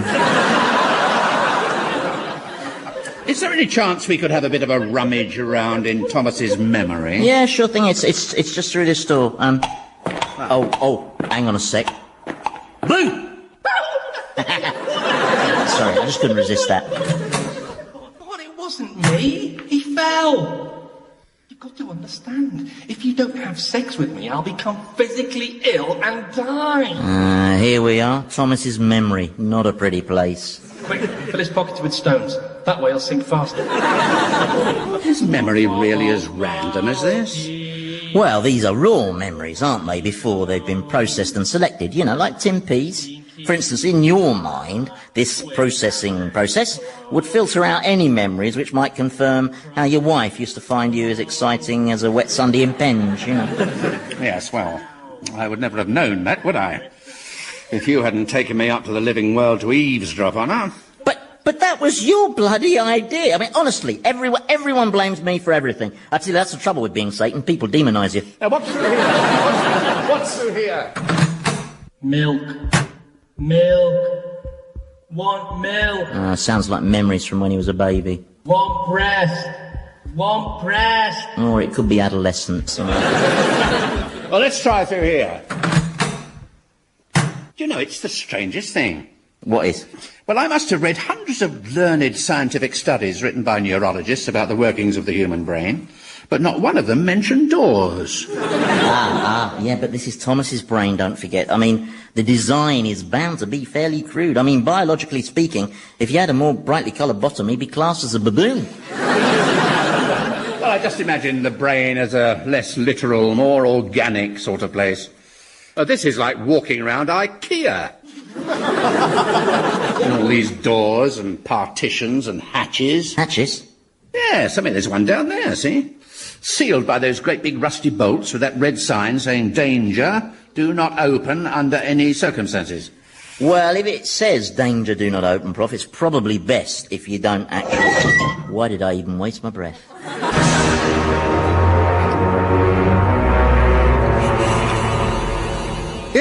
Yes, I really have caught the look in Satan's eyes. Fascinating things, eyes, aren't they? Sometimes you look into someone's eyes and you feel you can read their innermost thoughts. I know what you mean. I remember this expression in my parents' eyes. Hard to describe. It was a look of disappointment, tinged with just a hint of terror. I can picture it now. I can see their eyes staring up at me from that well. Do you think I should show my painting to Satan? I mean, he might be quite flattered. Yes, he might be flattered by a portrait that shows him as vulnerable and deeply sad. Yeah, well, because I portrayed him in quite a sensitive light. Yeah, the soft, bogey green light. Yeah, and it is fundamentally a sympathetic representation of him that brings out the more melancholic, gentler side of his personality. I'd better hide the painting. I think so, yeah.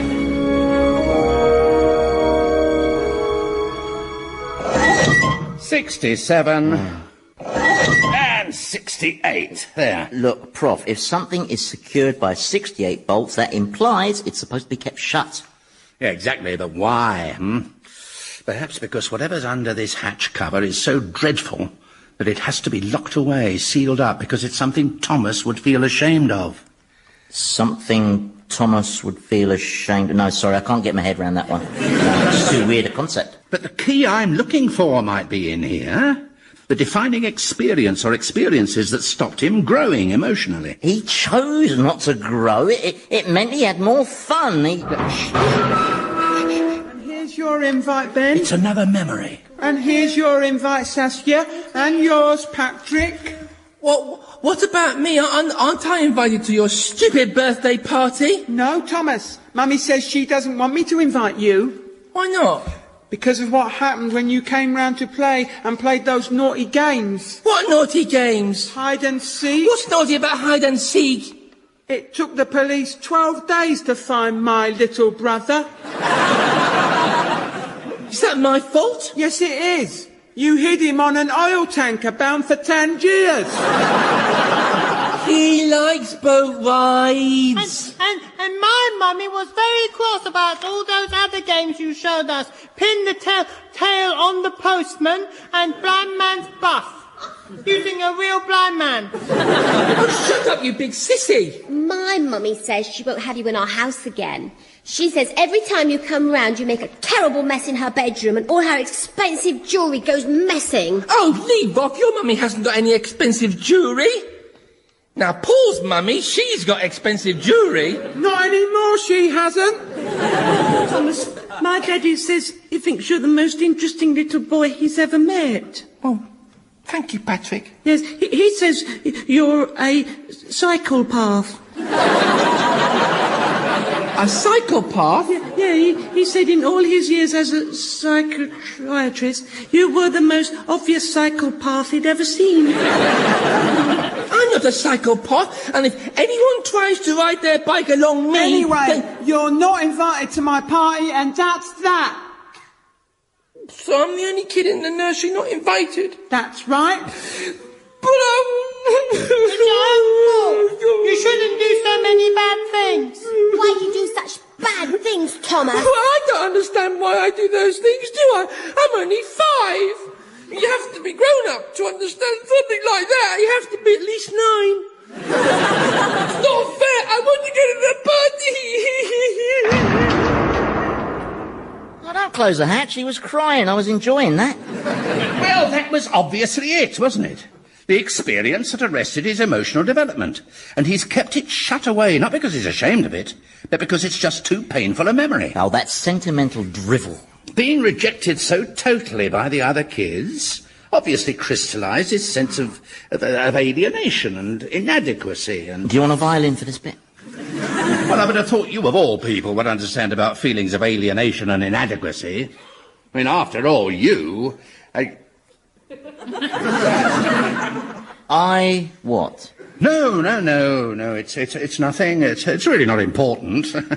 And magma's coming out of your ears. Only it sounded as if you were saying I was inadequate, but I can't imagine you'd be so stupid. No, it's hard to believe, isn't it? So, what is your explanation? My explanation, yes. Such is the power and indeed the scope of your intellect that you will be able to imagine what it might be like for someone to have inadequacies of that kind. And indeed, you don't believe a word of this, do you? Well, let's just say that as liars go, you're hardly in the Jonathan Aitken class. Well, I did my best. Well, fortunately, Prof, I've decided to be merciful. Hardly the response of someone riddled with supposed inadequacies, I think you'll agree. No. However, if you should repeat any of this ill-founded rubbish in company, thus undermining my imperial authority, then I'm afraid I shall be obliged to punish you in ways so extreme and traumatic that even I will need to lie down afterwards. Do I make myself clear? Horribly so. Right, now let's head home. I need to supervise the next entertainment at my antidome. Papal bullfighting. Oh, I suppose that'll be popes. Fighting bulls, yes. Armed only with their cloaks and some sticks of celery. Should be a good test of their infallibility, shouldn't it? Now, come on, let's go. No, actually, there's one more bit of the brain I'd like to see. That's the control centre. You know, that coordinates and orchestrates everything. I suppose you'd call it the consciousness. I mean, that bit that tells us who and what we are. Well, I've no idea where that is. I mean, Thomas probably hasn't even got one, has he? I mean... Well, perhaps it's through here. Oh, for... Oh, baby, yeah. Oh, yeah. Fast. Oh, I think this must be the libido. Yeah. What about through here? The French don't wash. There's no such thing as poor, only lazy.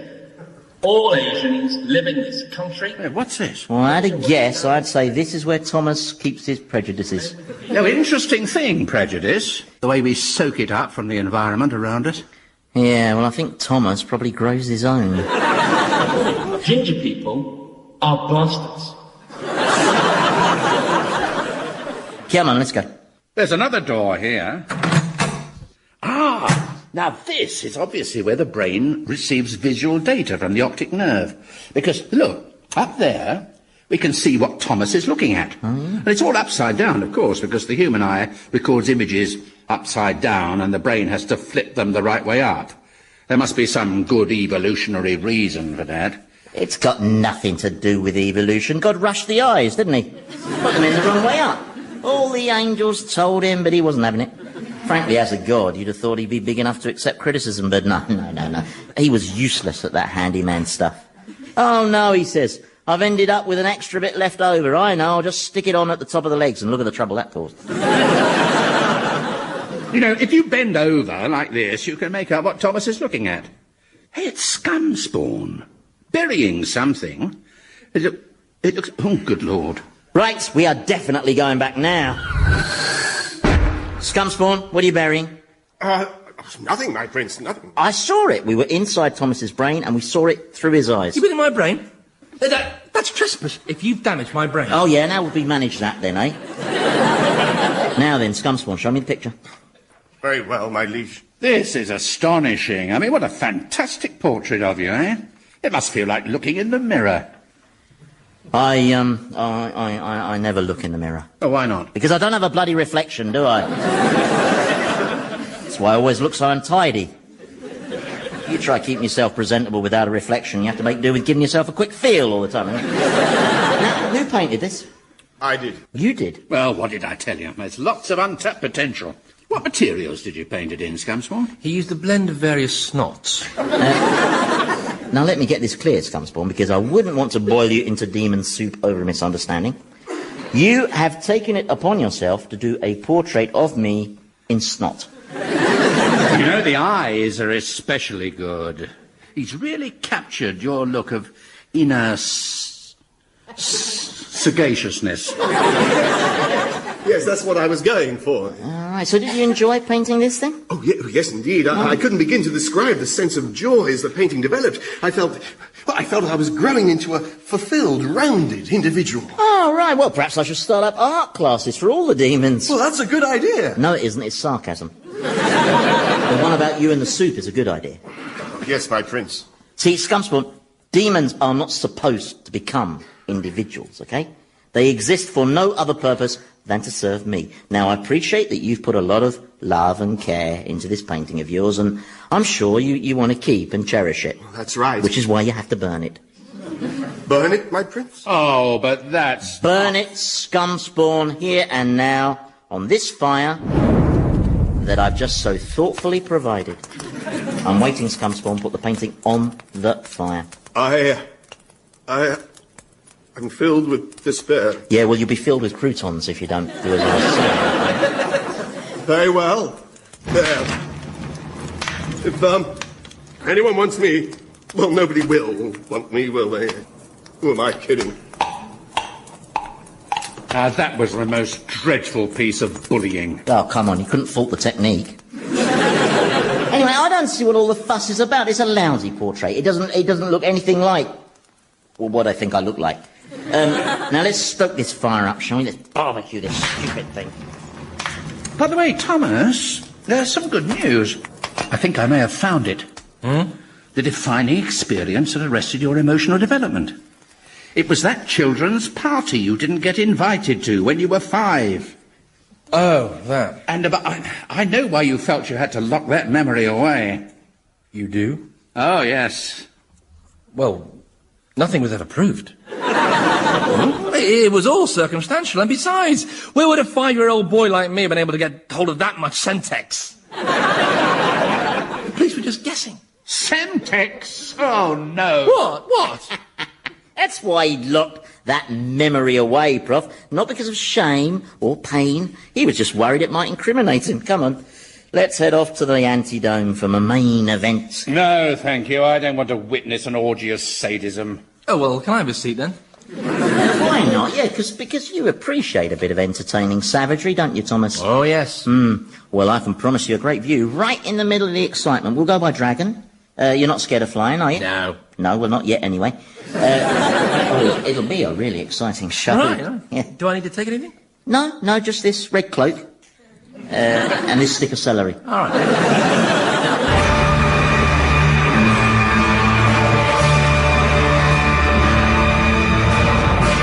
Old Harry's Game featured Andy Hamilton as Satan, James Grouth as the Professor, Jimmy Mulville as Thomas, and Robert Duncan as Scumspawn, with Felicity Montague, Philip Pope, Nick Revel, and Michael Fenton Stevens.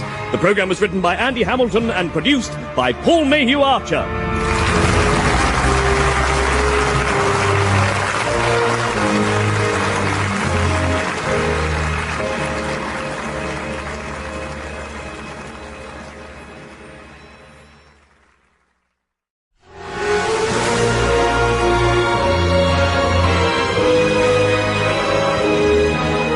Harry's Game by Andy Hamilton, starring James Grouth as the Professor, Jimmy Mulville as Thomas, Robert Duncan as Scumspawn, and Andy Hamilton as Satan.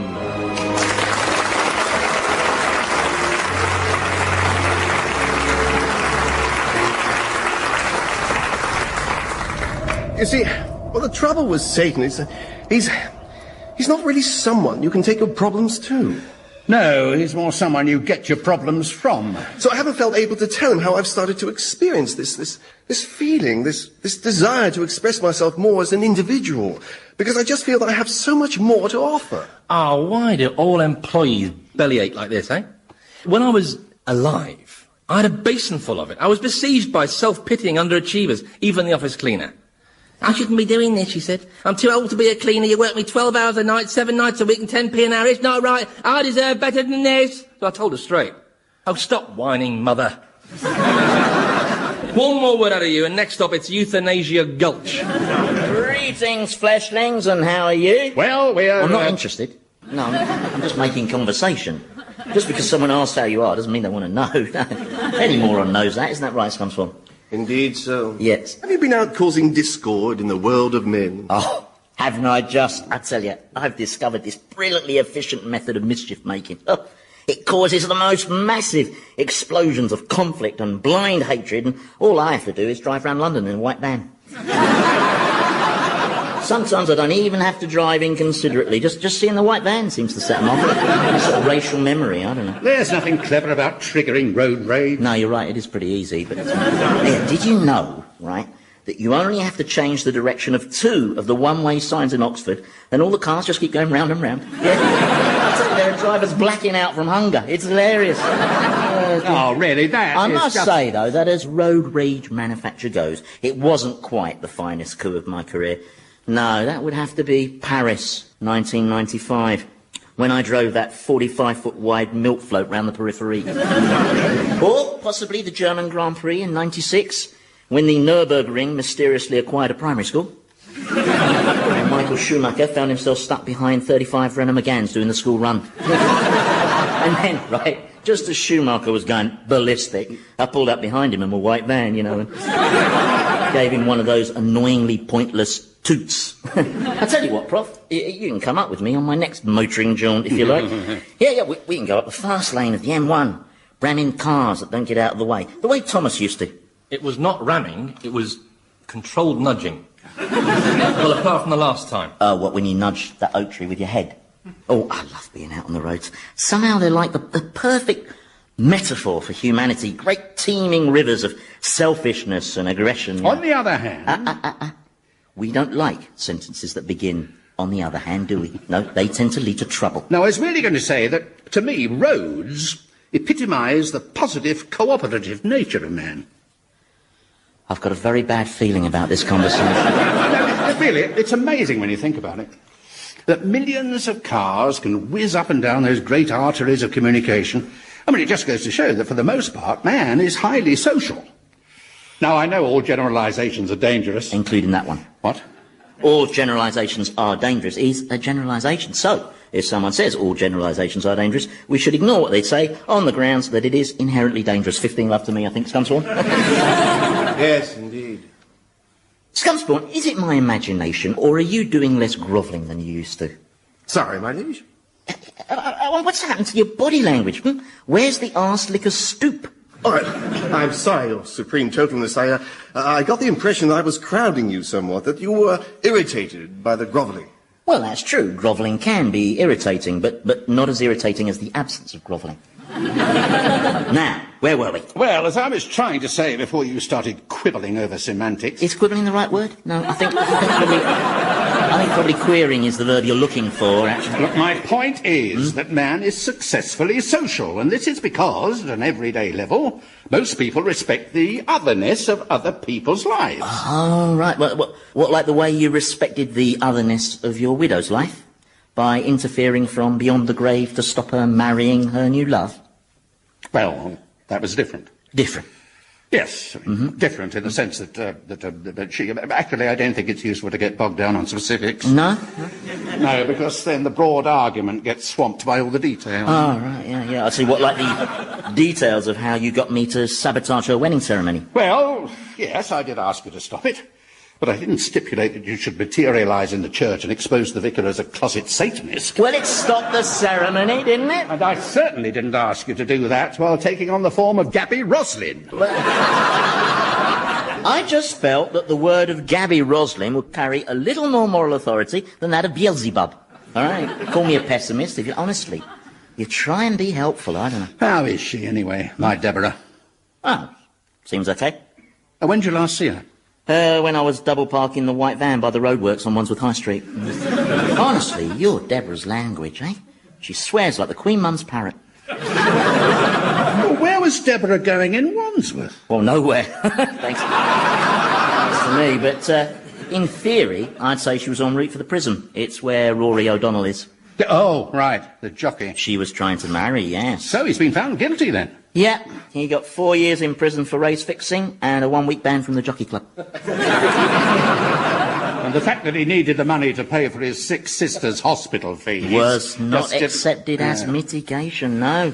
The judge said it was irrelevant, as was the fact that the judge himself had lost $3,000 on one of the fixed races. Yes, His Honour said he had no hesitation in imposing the maximum sentence allowed by law, which in his opinion was woefully inadequate. Is she still in love with Rory? Yeah, she's still afflicted with that cringe-making emotion. In fact, she intends to marry the man. What, in prison? Well, it'll have to be now, won't it? Because somebody got their church wedding abandoned, didn't they, eh? I'm afraid your selfish conduct in all this effectively demolishes your picture of man as a respecter of otherness. It's game, set... No, my general point still stands. Because if humans didn't display this mutual respect, then you wouldn't have the great cooperative social ventures like, cities, or the international air networks, the UN, the space programme, the World Cup. The World Cup? Yes. I mean, of course, I know there's always an element of conflict and competition. I mean, who was it said that sport is the continuation of war by other means? I don't know, but you'd obviously been to Millwall. But in essence, something like the World Cup is... a sleaze fest, that's what it is. Characterised by greed, corruption, jingoism, violence, and endless opening ceremonies involving parachutes. I mean, it always ends up as a celebration of man's revoltingness, as any such event is doomed to do. Well, there's a generalisation if I ever heard one. I can prove it. Here and now, right? We'll stage a World Cup between the nations of men. What, here in hell? Well, it's hardly a suitable venue for a World Cup. Well, they had one in America. But there's no grass here. You can play football on hot cinders. You just have to keep on the move and go easy on the slide tackles. Now, what about the ball? I told you go easy on the slide tackles, right? And if I'm right about human nature, as I invariably am, then this tournament will descend into total carnage. And if you're right, then, well, I'll eat my horns. You're on. Oh, yes, this is another one of my brilliant ideas, isn't it, Scumspawn? Yes, indeed, my prince. And I'll have the rest of that grovel now, please. Sorry, it's a fantastic idea, your infernal perfectness. I feel honoured to have witnessed its inspired inception, O supreme emperor of the realm of infinite despair.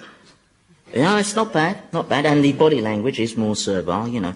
But you know earlier, when I referred to the arse-licker's stoop... Yes, my prince? I was speaking figuratively.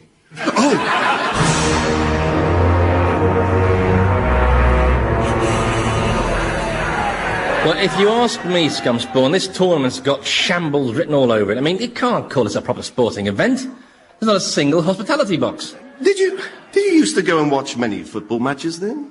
No, I don't like crowds. They're always full of other people. I did go and see a Manchester United home game once. They're not very entertaining. There were no punch-ups, and the start was delayed. Really? Yeah. Just before kick-off, the whole of Old Trafford was deafened by this incredibly loud klaxons, this alarm system. Oh. Yeah, apparently a Mancunian had tried to enter the stadium. And of course, my accountant advised me I should get a season ticket for Chelsea, because you can get quite a lot of tax relief on that bigger mortgage. Did you play much footy at school? No, I wanted to, but I was never picked. Not once. Why? Weren't you any good? I was the best. But they said I was too greedy, claimed I never passed the ball. I can still hear that sanctimonious sportsmaster, Mr. Grove. Your problem, Thomas, he said, is you don't realise it's a team game. And your problem, I said, is you got a very ugly wife. 3 detentions I got for that, for a bit of playful banter. Thomas, can you just come over here a sec? What now? Now then, men, I just wanted to say to those of you who will be playing for England that not only are you representing your country, but more importantly, you're representing humanity. So, what I beg of you is that you approach this competition in a sporting manner. So, no elbowing, no stamping on opponents. What, not even if he's lying helpless on the ground? No. Not even if he's Argentinian? No. Satan assures me you've all played football at a reasonably high standard. I played for Crystal Palace. Well, all right, apart from you. You're all reasonably proficient. Yeah? OK, good. Which brings us to the question of who should be captain. Well, Percy should be skipper. He captained the team that won the FA Cup. Oh, is that right? Are you a cup winner? Oh, yes, with the old Carthusians in 1881. It was an epic encounter. Old Carthusians beat old Etonians 3-love. I bet people are talking about that match still. Yes. And are old Carthusians still dominating the world of football? Not totally, no. To be honest, the public schools rather moved out of soccer into rugby union. Oh, I knew that would happen, yes. It was the invention of the scrum that did it. Once word got round that there was a sport where it was legal to stick your face into your friend's bottom, then... Yes.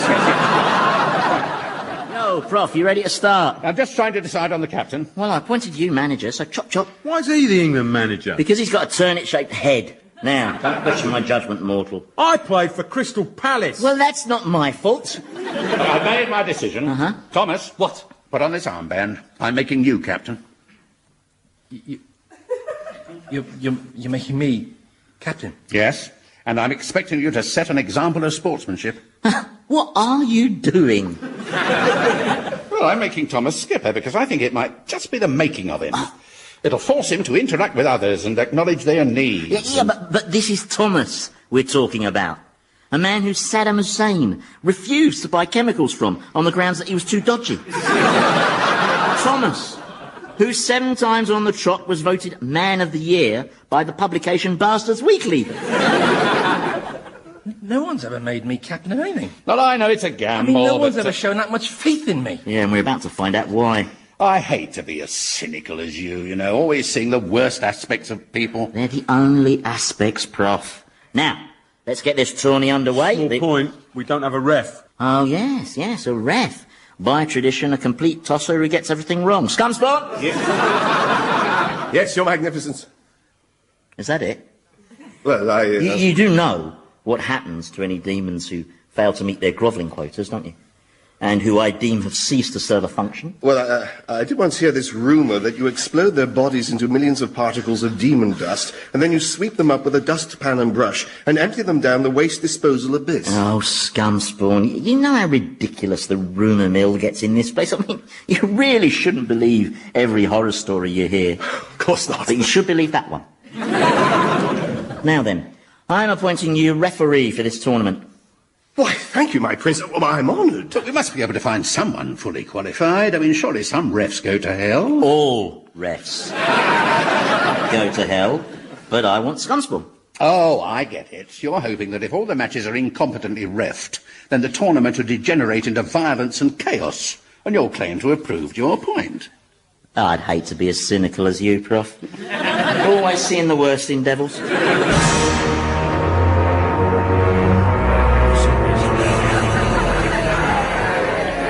All right, now then. You demons have been given the special treat of being allowed to watch the mortals play their football tournament. What's football? Well, it's basically the same game as that one we play, you know, where two teams using only their feet try to score in each other's goal, except that they use a ball instead of a priest. OK, so I'm off to take my place in the temporary seating. So will you welcome, please, for the opening match of the Underworld Cup, the teams of France and Italy. Can you just let me through my seat, please? Excuse me. Sorry, did I spill my bovril there? Sorry, thank you. Just shut up my seat, please, Prof. I'm looking forward to this. I seem to recognise the chap warming up on the wing for France, over there. That's Jacques Cousteau, yeah, a keen footy player. Yeah. Oh, right. Is he any good? Yeah, pretty good. Bit of a diver, you know. What's happening? Looks like some crowd trouble. Sod off, you potty bunch of greasy stinking Euro ponces. Bugger off back to your garlic and your hairy women. Oh, no, who let Jane Austen in? Get her under control, come on. First one who touches me loses both ghoulies. I still can't get over how vulgar she is. Well, you should never confuse the writer with their work. I've told you before, Prof, yeah? I never knew she was a football fan. Oh, yeah, used to support Mansfield Park Rangers. There we go, my money's on Italy. Yes, well, they're certainly pushing the ball around nicely. Yeah. Who's the tall midfield player? Hey, that's Borgia. Hey, that bloke's offside, ref. Borgia? Handball, come on. What, as in Cesare Borgia? Well, what's he doing out there? Well, it looks like a sort of holding role in front of the back four, so... No, but Borgia's a 15th century murderous... I get it. You put him out there to sabotage the tournament by causing trouble. I knew I shouldn't have let you find the players. Yeah, well, you couldn't have found them, could you? You don't know where everyone is. I mean, it would have taken ages, wouldn't it? And we haven't got forever. Well, all right, we have got forever, but... but I don't think eternity should be used as an excuse for poor time management, do you? Yes. Actually, can you just shut up one seat and let Fergus sit in there, please? Fergus? Yeah. Oh, I'm sorry, I should have introduced you. Fergus, this is the Professor. Fergus O'Donnell, pleased to meet you. I've put Fergus in charge of the Irish team. Only this is an Irish team with a difference. Oh, why is that? It's got Irishmen in it. That's right, 5 of them. There's 3 who had Irish grandparents, 2 who had an Irish great-grandparent, and 1 who had an Irish setter. So, have you got a footballing background then? Oh, yes, played semi-pro for many years. And my boy was on Celtic's books for a while, but then young Rory chucked it in to become a jockey. A jockey? So he'd be Rory O'Donnell, the jockey? Yeah? That's right. Do you know him? Well, Prof, do you know Fergus's son, Rory O'Donnell, the jockey? I've met him through a mutual acquaintance. All right. And would this be recently? Quite recently. Yeah. And how is my boy? He's fine. Just let's watch the game, shall we? Oh, right. Oh, look, did you see that tackle from Borgia? Wasn't that brilliant? Rubbish. Oh, referee, what's he blown up for? Right. It was a violent challenge from behind. It was slightly mistimed. It was not slightly mistimed. He used a dagger. What are That Frenchie's just play acting. I don't believe it. Now he's pretending to have severed an artery. Look, the ref's not going to fall for that old trick, is he, surely? Yeah. Oh, he bloody is. Look, look. No. Send him off. Send him off. He's red carding Cesare. Oh, give him over. What are you doing, you great pillock scumspawn? Who's the wanker with the horns? Who's the wanker with the horns?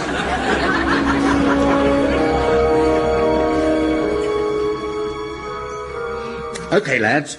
Now, you've done England proud so far. In the face, I might say, of some pretty awful provocation. Absolutely. Especially in the game against Romania. But fortunately, Scumspawn handled the Vlad the Impaler incident very well, I thought. Yes, and as for your captaincy, Thomas, you've shown leadership and a marvellous sense of fair play. Yeah, nice one, Thomas. Absolutely, well done. What do I do now? Sorry? When people say nice things to you, what do you do? Well, you just accept them with a smile. Oh, right. So it's all a bit new, I'm afraid. Well, you're doing jolly well, Thomas, old chap. I'll get you for that, you bastard! I'm so sorry. I was force of habit. I'm sorry. Hey, Prof. Are you lot ready for your semi-final? Ready and confident. Good. Oh, incidentally, your opponents have had to make a few team changes. Really? But the Germans looked very strong in the last round. Oh, yeah, but you know what it's like when you've got so many big games so close together. You know, you need to make full use of a large squad. Yeah, so they brought in this nippy little striker. You can just see him warming up over there. That's Attila the Hun, isn't it? Yeah. He's got a very nice left foot, hasn't he? Yes, but whose is it? And why is he waving it around on that pole? He's just trying to psych us out. But it won't work, will it, lads? No. We won't be provoked. What is he doing? He's rising to the occasion. That's right. I'm captain of England. And captains of England behave with dignity and honour. Two things you know very little about. Well, I bet you had to look them up. Who's in charge of the German team? I am, Scumspawn. And Scumspawn, I trust you're not going to ref this semi in the same officious, prissy, over-strict manner as the previous games. Well, you gave me the honour of being referee, and I'm determined to uphold the rules, if it's the last thing I do. And it may well be, believe me. Which brings us to the problem of Attila the Hun. Problem? Yeah. You see, I'm afraid Attila the Hun's ineligible to play on grounds of nationality, because he's not really German. He's Attila the Hun. Hun.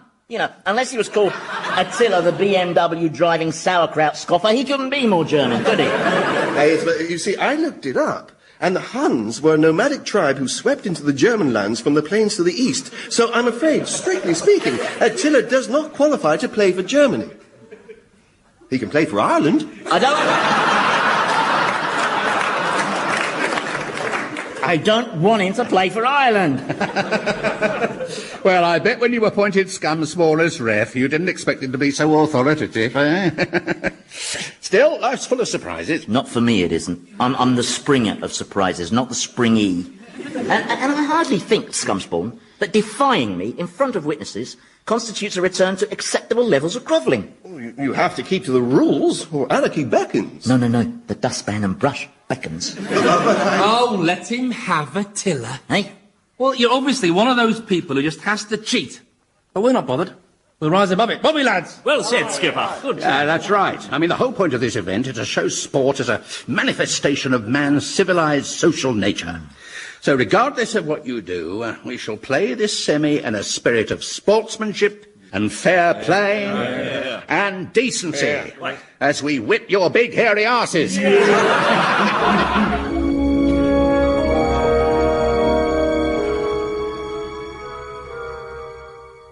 Oh. I can't believe it. Oh, come on, fellas. You did England proud. I can't believe it. Even in the eternal afterlife. Beaten on penalties.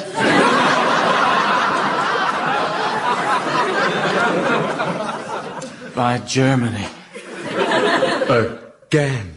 Now, come on, heads up. I just came back to say hard luck, fellas. I thought you did really well. Well, we thought you did really well. The way you stood up to Satan's gamesmanship.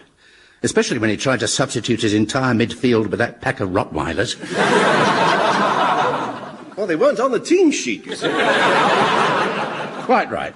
Also, even though there is no specific rule on the use of attack dogs, I'm pretty sure it's against the spirit of the game. Abso-jolly-lutely. Quite. You know, I think in time Satan will come to respect the firm line I took on the matter. Don't you? Yes, I'm sure you're right. I mean, I know he used some harsh words at the time with a lot of F's and C's in them, but I think that was the adrenaline talking. Yes, I expect so, yes. You're not singing anymore. You're a professor. Well, and another well for luck, eh? Oh, what went wrong? Well, anyone can lose in a penalty shootout. It's a lottery. Not when England are playing, it isn't. Betzer and Thomas. Oh, that penalty. You'll be disappointed when you see that one back. Yeah, well, I'm hardly like to see it back, am I, given that we're it... Oh, no, you bloody well filmed it, haven't you? Yes, from every conceivable angle, so we can also relive the rather unseemly confrontation that occurred after your penalty miss. Well, he started taunting me, didn't he, Attila? So I gave him a mouthful. No, you took a mouthful out of his ear. And the ensuing brawl finally confirmed this tournament's descent into the antisocial barbarism that I so shrewdly predicted. But you conspired to provoke it. Oh, yes, blame me, go on, I don't care. As the Antichrist, you get used to criticism. Can I just say, my prince, how very much I'm looking forward to officiating in the final. Yes, you can say that, only there isn't going to be a final. No final?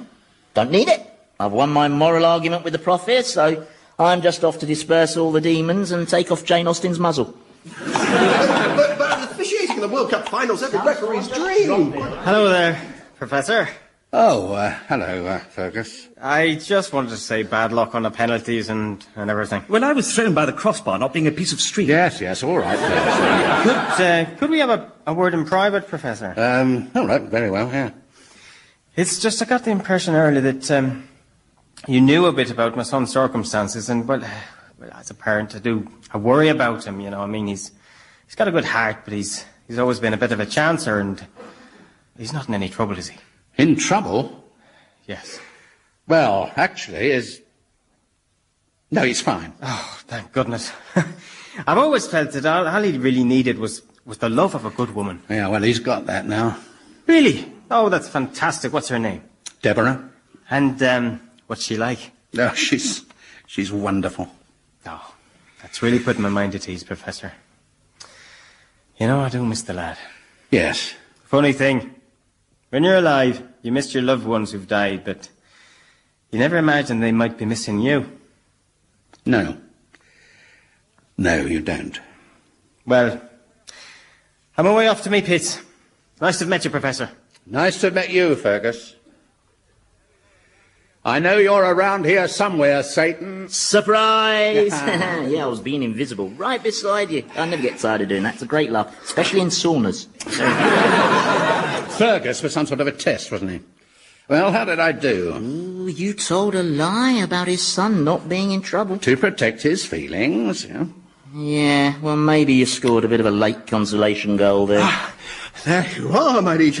You disappeared while I was in mid-sentence. Ah, yes, now talking of sentences, it's time for yours. Sorry? Well, you did defy me, didn't you? Several times, in fact, so I'm afraid it's the waste disposal abyss for you, dust boy. No, please. Bye-bye, scum spawn. Are you really as pathetically weak as that? I beg your pardon? Are you so insecure that the moment an underling asserts his individuality the teeniest bit, you feel so threatened you have to pulverise him to dust? It's laughable, isn't it, Thomas? Yeah? Oh, sorry, I've got a bit of Attila's ear stuck between my teeth. Or is it that you're jealous, eh? Jealous of the fact that Scumspawn, unlike you, is changing and growing. Jealous that he's becoming less dependent on you. Well, cat got your tongue? Listen,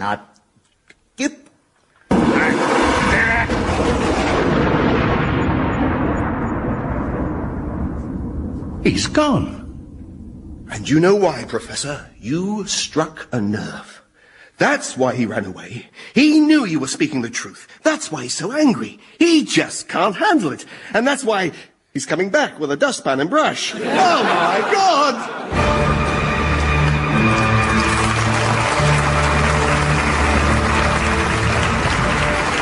Old Harry's Game featured Andy Hamilton as Satan, James Grout as the Professor, Jimmy Mulville as Thomas, and Robert Duncan as Scumspawn, with Felicity Montague, Philip Pope, Nick Revell and Michael Fenton Stevens. The programme was written by Andy Hamilton and produced by Paul Mayhew Archer.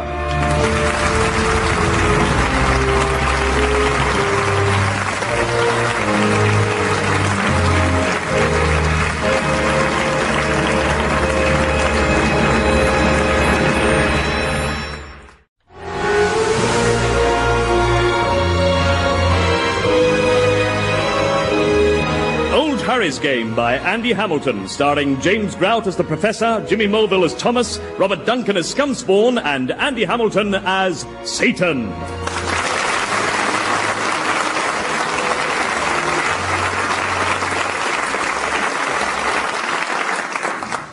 I want to go back to hell, and I want to go now. Why? Because even by your sadistic standards, this has been a particularly gruesome tour. You've been whizzing me off to the most depressing trouble spots in the world and subjecting me to a horror show of human misery. And where are we now? Broadcasting house. Now, what are we doing up on the roof? Oh, well, this is a good venue for me, because a lot of people come up here to commit suicide. You mean you come here to tempt people into killing themselves? Well, not just here. I do it all sorts of places, yeah. Sometimes I take on the form of a nice retired vicar called Trevor, and I man a phone for the Samaritans. Yeah. Don't enjoy it that much, you know. I mean, it's a bit like shooting fish in a barrel, really. But, yeah, especially when I put them on hold and play them Leonard Cohen LPs. You're nothing but a... Wait. See, over there on the parapet, that's a jumper if ever I saw one. Oh, just look at his face. A picture of bewilderment and despair. Yeah, there must have been another restructuring. Oh, hang on, though. Look, a woman's approaching him. Oh, where did she spring from? Aha, she's starting to talk him down, look. Bob, look, I know things have been pretty grim for you. I know that, you know, like, well, all the presenters, you've been under a lot of pressure. Oh, the poor chap's a presenter. I wonder what sort of stuff he presents. Make no mistake, life can be a tricky baby to handle. She certainly looks a lot less complicated when your brains are squished across the pavement. Like strawberry jam. I think he might work on a motoring programme. Please, look, Bob, just stop and think. I've done a whole lot of thinking, and I've decided that this living lark is just too bloody painful. Come on up, Bob. Listen, just think about how many people love you. Oh, she's nice. She'll save him, you'll see. And above all, before you do this awful thing, please, just stop and think about the terrible, terrible damage you'll do to my performance targets. What? Well, you know, there'd be 16 suicides this month, and it doesn't reflect very well on me as head of personnel now, does it? But I just can't take any more. Well, you could at least have the decency to top yourself in your own time. Please, go home and do it. I'm not going to order you a car. Can we leave, please? This is just too distasteful. All right, then let's go down to street level and mingle with all those gawpers. Oh, dear. I think that poor chap's about to jump, you know. Oh, yes. Let's get our camcorders out, then. We'll probably be able to flog this footage to police camera action or Tarrant on TV. But Chris Tarrant wouldn't show footage of someone hurling themselves to their death, would he? Well, it's all right. He can pretend the victim was a foreigner. Oh, right, yeah. That way the smirk won't seem inappropriate. Well, even I'm finding this distasteful. Come on, Professor, let's head hellwards. Professor? Look, over there. Sitting on that bus. It's my Deborah. Oh, yes, so it is. Come on. No, but she looks dreadful. Something's wrong. We have to follow her. Look, we are not spying on your widow again. It just causes trouble. But you like causing trouble. Oh, yeah, you're right. Come on.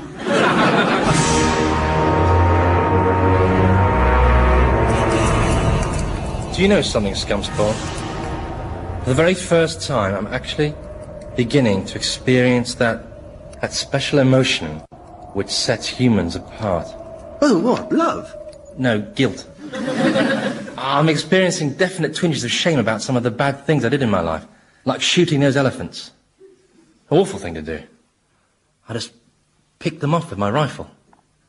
Ripped their tusks out for the ivory. It was greedy. It was wrong. And it spoilt everyone's enjoyment of the circus. I wonder where Satan's got to. What are you so keen to see him for? He's going to destroy you. He said so.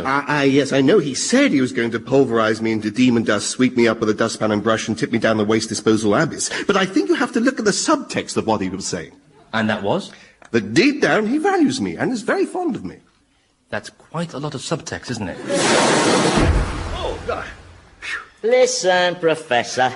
I don't like rubbing people's noses in it, but only joking, of course I do. Why is he so pale? It's all my fault, you see. If I hadn't got Satan here to sabotage the wedding, well, Deborah would have been married, and well, now it seems that Rory O'Donnell is saying he won't marry her. He feels it only bring her shame and misery. And what with his being in prison and everything. In fact, he said he thinks it's better that they don't see each other again. She's heartbroken.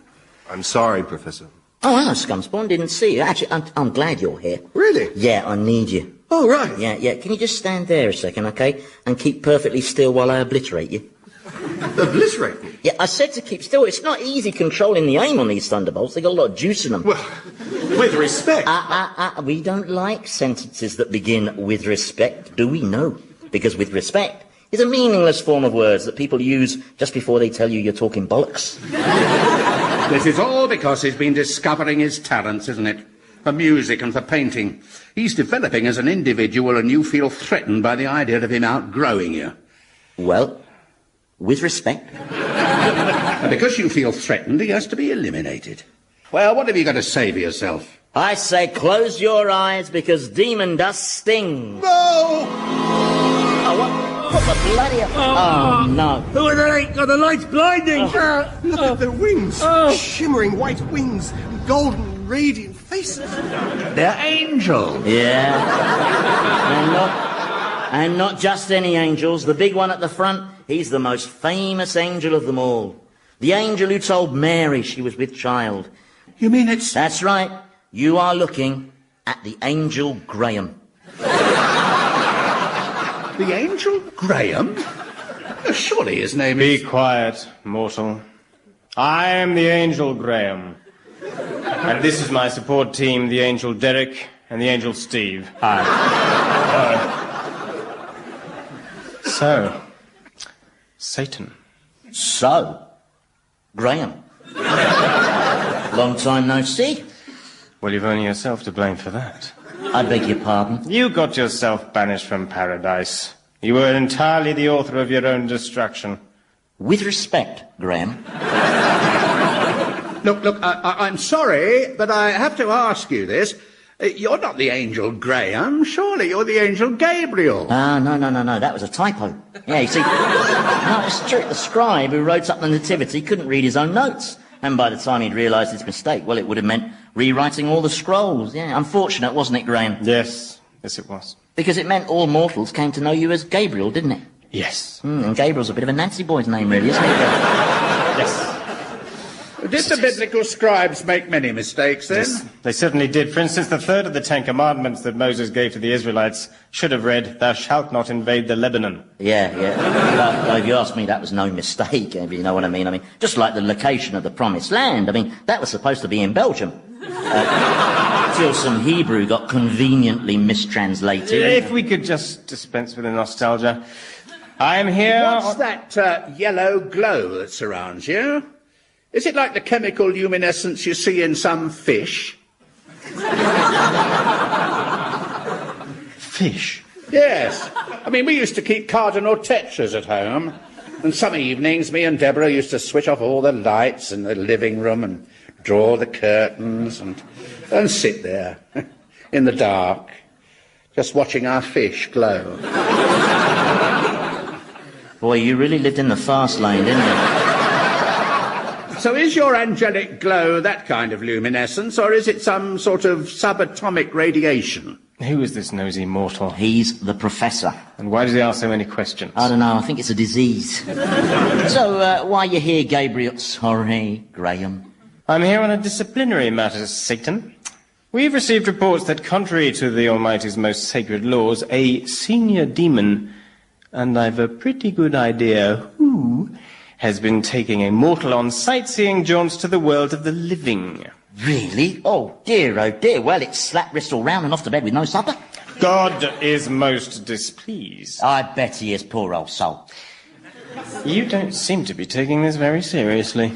Well, I'm sorry, Graham, but it is a little hard to see exactly what these naughty miscreants could be punished with, given that this is hell, by definition the worst punishment imaginable. Oh, but he's created somewhere worse. What?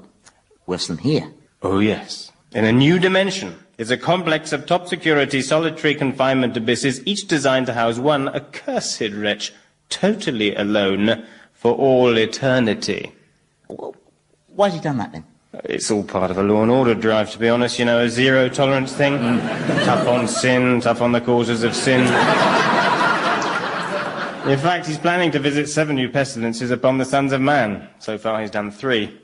El Nino, mobile phones, and Vanessa Feltz.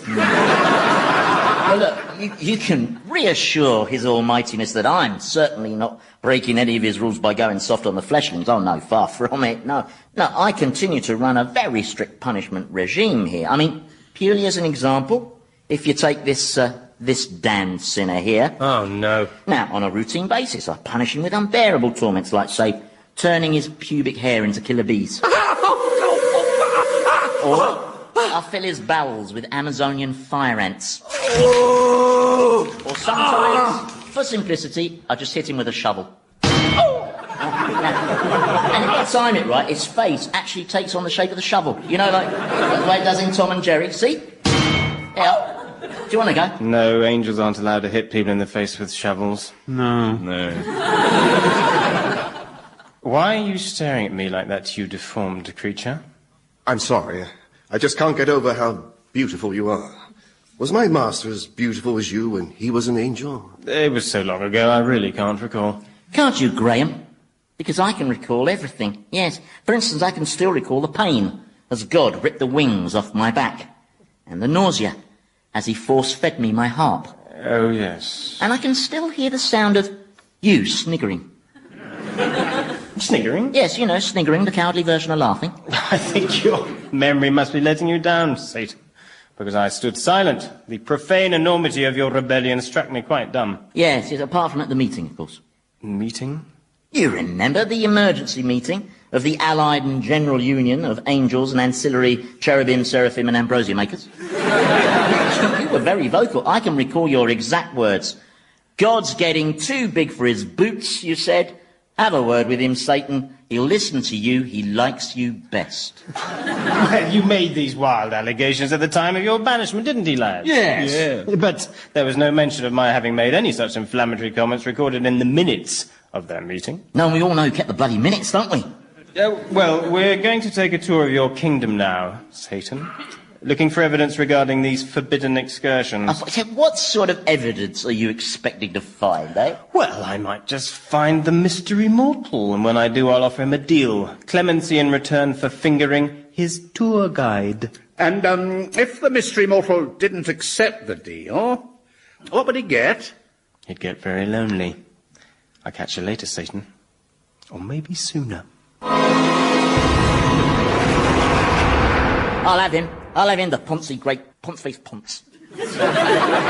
He stitched me up, you know, all that time ago. But at the fall? It wasn't the fall, it was the push. and he's out to get me again. Well, he's hardly likely to get this proof he needs, is he? I mean, the only people who know about our jaunts are you, me, Scum Spawn and Thomas. Oh, right, so no weak links there, then. It'll all be fine. Yes, well, all excursions are definitely off for the foreseeable, all right?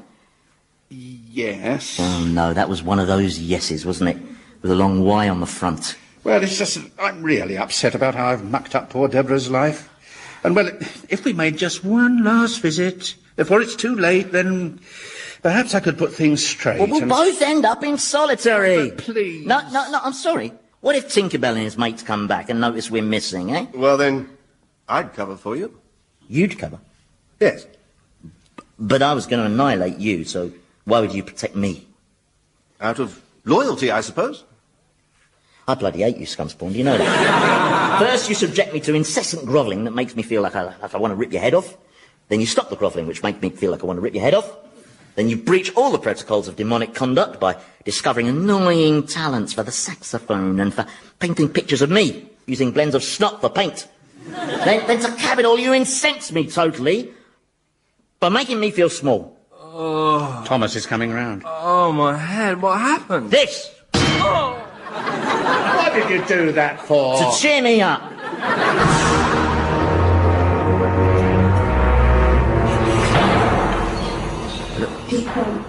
Look, can we just get this over with as quickly as possible and leave, please? Talk about cushy. This prison cell's got a TV in it. Eh? Rory O'Donnell, he's being allowed to watch TV. You can't call watching the telly a punishment, can you? Well, only on Saturday nights. Why is that woman reading the news standing up? Oh, well, that's Channel 5. They haven't got the budget for a chair. Hey, look, we're not here to watch telly. We're here to tell Rory here that cancelling his marriage to my wife was wrong, and that he has to marry her and jolly well make her happy. Right. Well, go on then. What? Well, tell him. Take on some human form and tell him. Yeah, but whose form should I take on? I mean, it has to be someone he'd respect. Well, he's a jockey, so let's think. Who would he admire? Sugar? Oh, be serious. Well, I don't know who he'd respect, do I? I've got it. Lester Piggott. No, I'm not manifesting myself in the form of Lester Piggott because A, I'm not sure he carries much moral authority, and B, I can't do the voice. Well, there must be someone Rory would listen to. Ah, now I've got an idea. And a worrying gleam in your eye.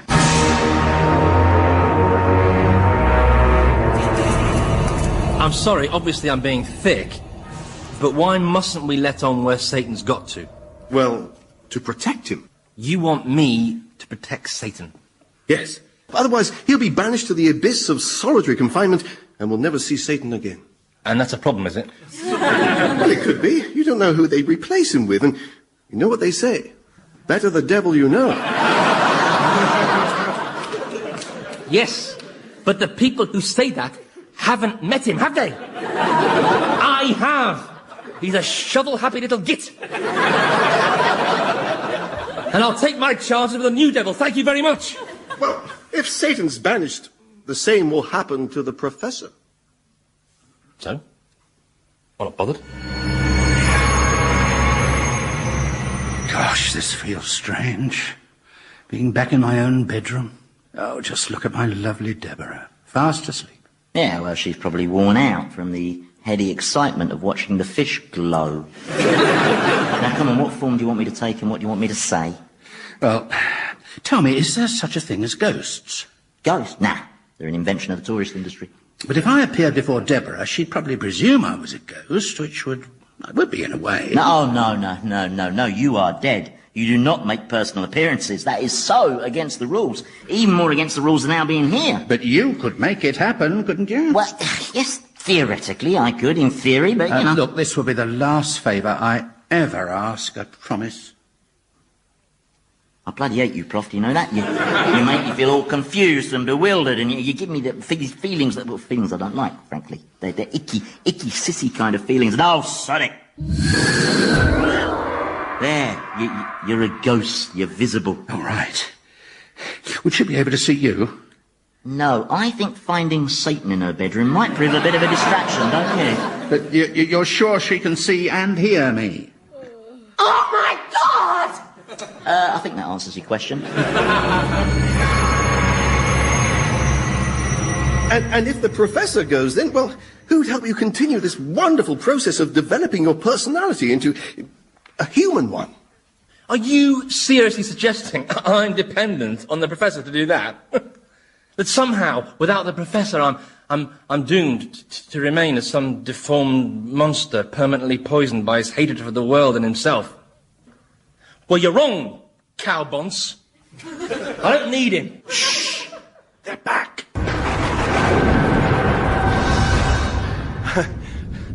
How was your tour of hell, your celestial angelicnesses? Certainly took you a while. Those demons certainly know how to enjoy themselves, don't they? Sorry? The demons. Everywhere we went, they seemed to be pleasuring themselves physically with the mortals' writhing bodies. Yes, it's messy work. But it's just part of a demon's job, I'm afraid. I don't suppose you angels have to do any of that sweaty stuff. No. No. Angels aren't supposed to gratify their physical needs. No. Oh. So, where is Satan? Can angels transform themselves into other creatures the way demons can? Where has Satan gone? Yeah, my favorite transformation's this one. Behold, as I take on the terrifying form of a monstrous, fire-breathing dragon. There.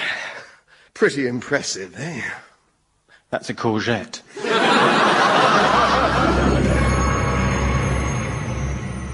Richard, I don't understand. I haven't got time to explain, Deborah. I just came to say I want you to be happy. And that means you mustn't split up with Rory. He's the one who's called things off. Well, I know, but I think you may find he's changed his mind. Why? Well, he was persuaded to by someone whose opinion he respects very highly. Who? Well, it was, well, if you must know, it was the Pope. The Pope? Spoke to Rory? Yeah, in a slightly dodgy Polish accent, yes. All that matters, my darling, is that you go ahead and just marry your beloved Rory, eh? We nearly got married a few weeks back. Yeah, I know, I was there. What? Big mouth. Well, you see, you may have thought that your wedding vows being interrupted when the vicar was denounced as a Satanist was just a spot of bad luck. But it wasn't, you see. That was all down to me, I'm afraid. I just couldn't let go of you, I suppose. But I'm letting go now. Oh, Richard. OK, Prof. Stylishly done. Now let's go, eh? You've let those tulips die. That's not like you. Well, I've been very down. But not anymore. Is it lonely on the other side? Well, it is quite lonely, yes. But at least it's full of, lots of us being lonely together. It's a bit like life, really. But look, we have to go. Can I kiss her? Well, you can, but if you do, the two polar dimensions coming into contact will result in a cataclysm that will destroy the universe. Best not, then. No, I think not.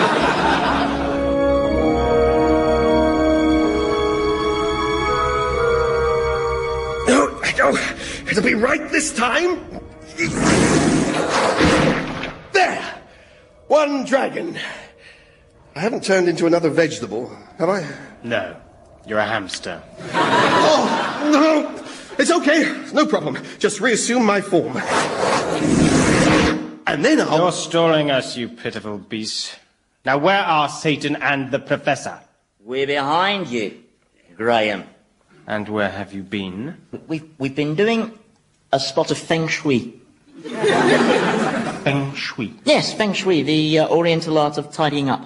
That's right, isn't it? The Professor here is something of an expert, and he's been helping me change the angle of my pits to more harmonious alignments. Do you really think I'm stupid enough to believe that? Well, I don't know yet. You've taken this mortal up to the land of the living again, and for that, you will languish alone for all eternity. You're getting desperate, Graham. You've no evidence, not a shred. No, not a shred. Just a petal. What? On the ground, by the Professor's feet. There, see, a shriveled petal from a dead flower. Oh, yes. Can you explain that, Satan? Yes. Yes, I can. Yes, obviously.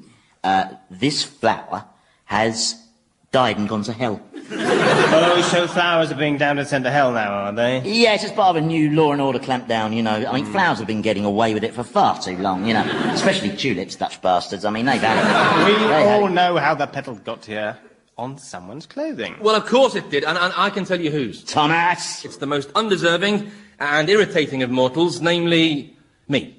You? Oh, Thomas. I must have transported this flower from the living world because I've been repeatedly taken there by Scumspawn. Isn't that right, Scumspawn? Oh, yes. Yes, he's been taking me up to the earth, you see, but not as a jaunt. Oh, no, for the very moral purpose of showing me all the damage I've caused in my life, the orphaned elephants. that sort of thing. It's all been part of my punishment. Yes, and I hope you've learned your lesson, you bad person. Oh, yes, so it will be very perverse to be punished for being punished, so... Well, even so, I'm afraid you will still have to stand trial before the Almighty. It would be an honour, Graham, and rest assured, as part of our testimony, we will tell the Almighty how assiduous you angels have been in your investigations. Why, thank you. How you conscientiously spent such a long time observing the demons as they went about their writhing, sweaty business. I'm not sure that's a detail worth mentioning, actually. No. Oh, but it is. We shall tell the Almighty how you returned from your arduous surveillance duties, exhausted, glassy-eyed, and with dribble on your chins. I wonder how the Almighty would feel about some of his angels dribbling over scenes of orgiastic debauchery, eh? Actually, I've always felt that an important part of being an angel is the showing of mercy. Yes. So I think we will report back that rumours concerning this breach of regulations were unfounded. I'll be seeing you, Satan. Oh, I do hope so, Graham. Bye now. Have a good flight. Missing you already. Quick thinking, scamspawn. Well, there's 3 words I never thought I'd hear. Thank you, Thomas. And there's 3 more. Yes, Prof, well, you know, I couldn't bear the idea of you being banished to eternal solitude because... Well, because think how dreadful that would have been for me, You never stopped to consider me for a moment, did you? Oh, no, you just went... Oh, I'm sorry, it was a reflex, wasn't it?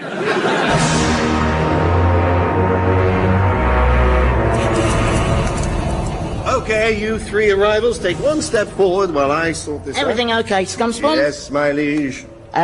Listen, Scummy, I've got some presents for you. Presents? Yes, this saxophone and this painting set. And I'm free to use them? Yes, but not near me. You're a privileged fella, Scumspawn. Satan's not renowned for giving presents.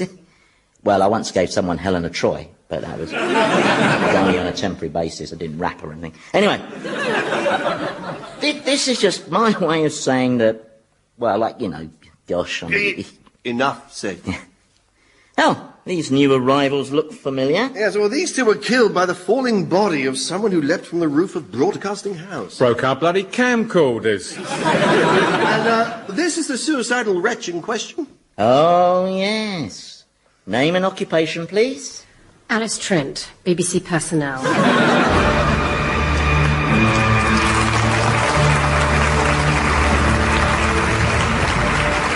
Old Harry's Game featured Andy Hamilton as Satan, James Grout as the Professor, Jimmy Mulville as Thomas, and Robert Duncan as Scumspawn, with Felicity Montague, Philip Pope, Nick Revell, and Michael Fenton-Stevens. The programme was written by Andy Hamilton and produced by Paul Mayhew Archer.